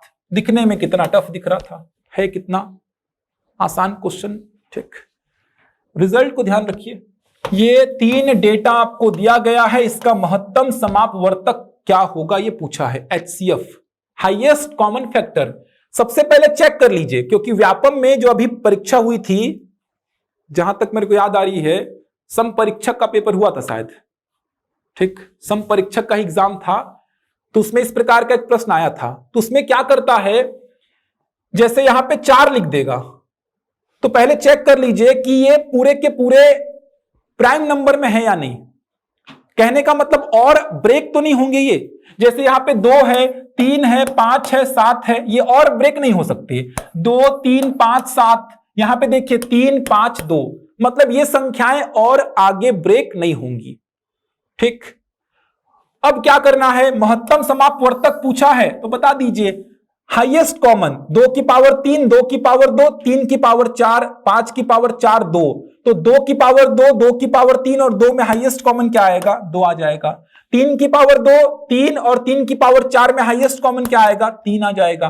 5 की पावर 3, 5 की पावर 2 और 5 की पावर 4 में हाईएस्ट कॉमन क्या आएगा भाई? 5 की पावर 2 आ जाएगा। 7 यहां पे है, यहां पे है, यहां पे नहीं है, तो 7 वाला कॉमन नहीं आएगा, यही क्या होगा? HCF हो जाएगा।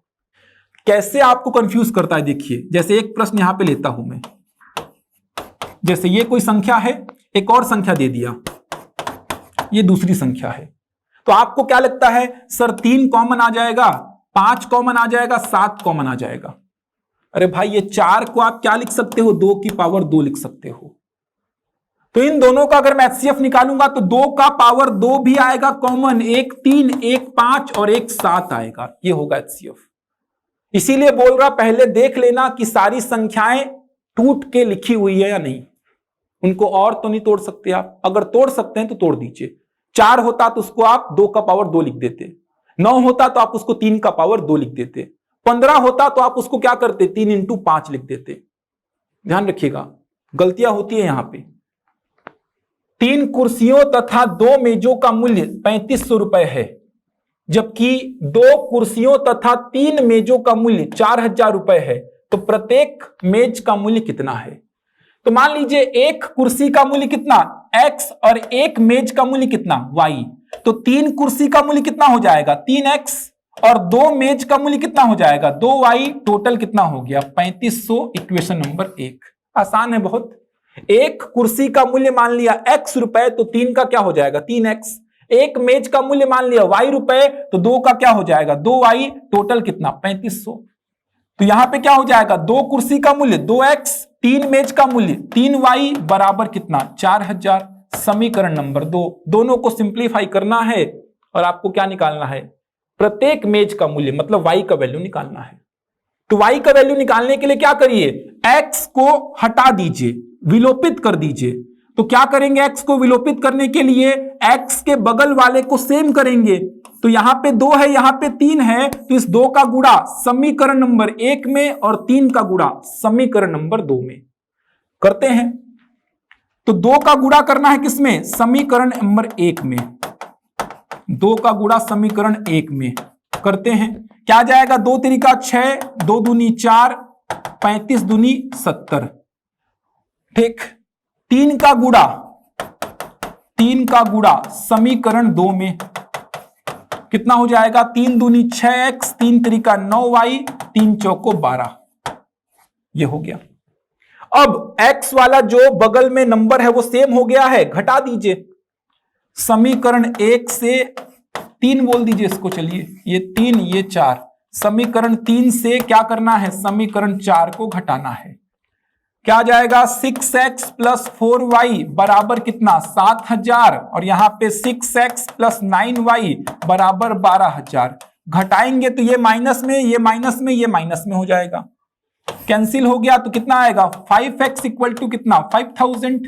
तो x का वैल्यू कितना हो जाएगा 1000, y का वैल्यू 1000। तो एक मेज का मूल्य कितना हो जाएगा 1000।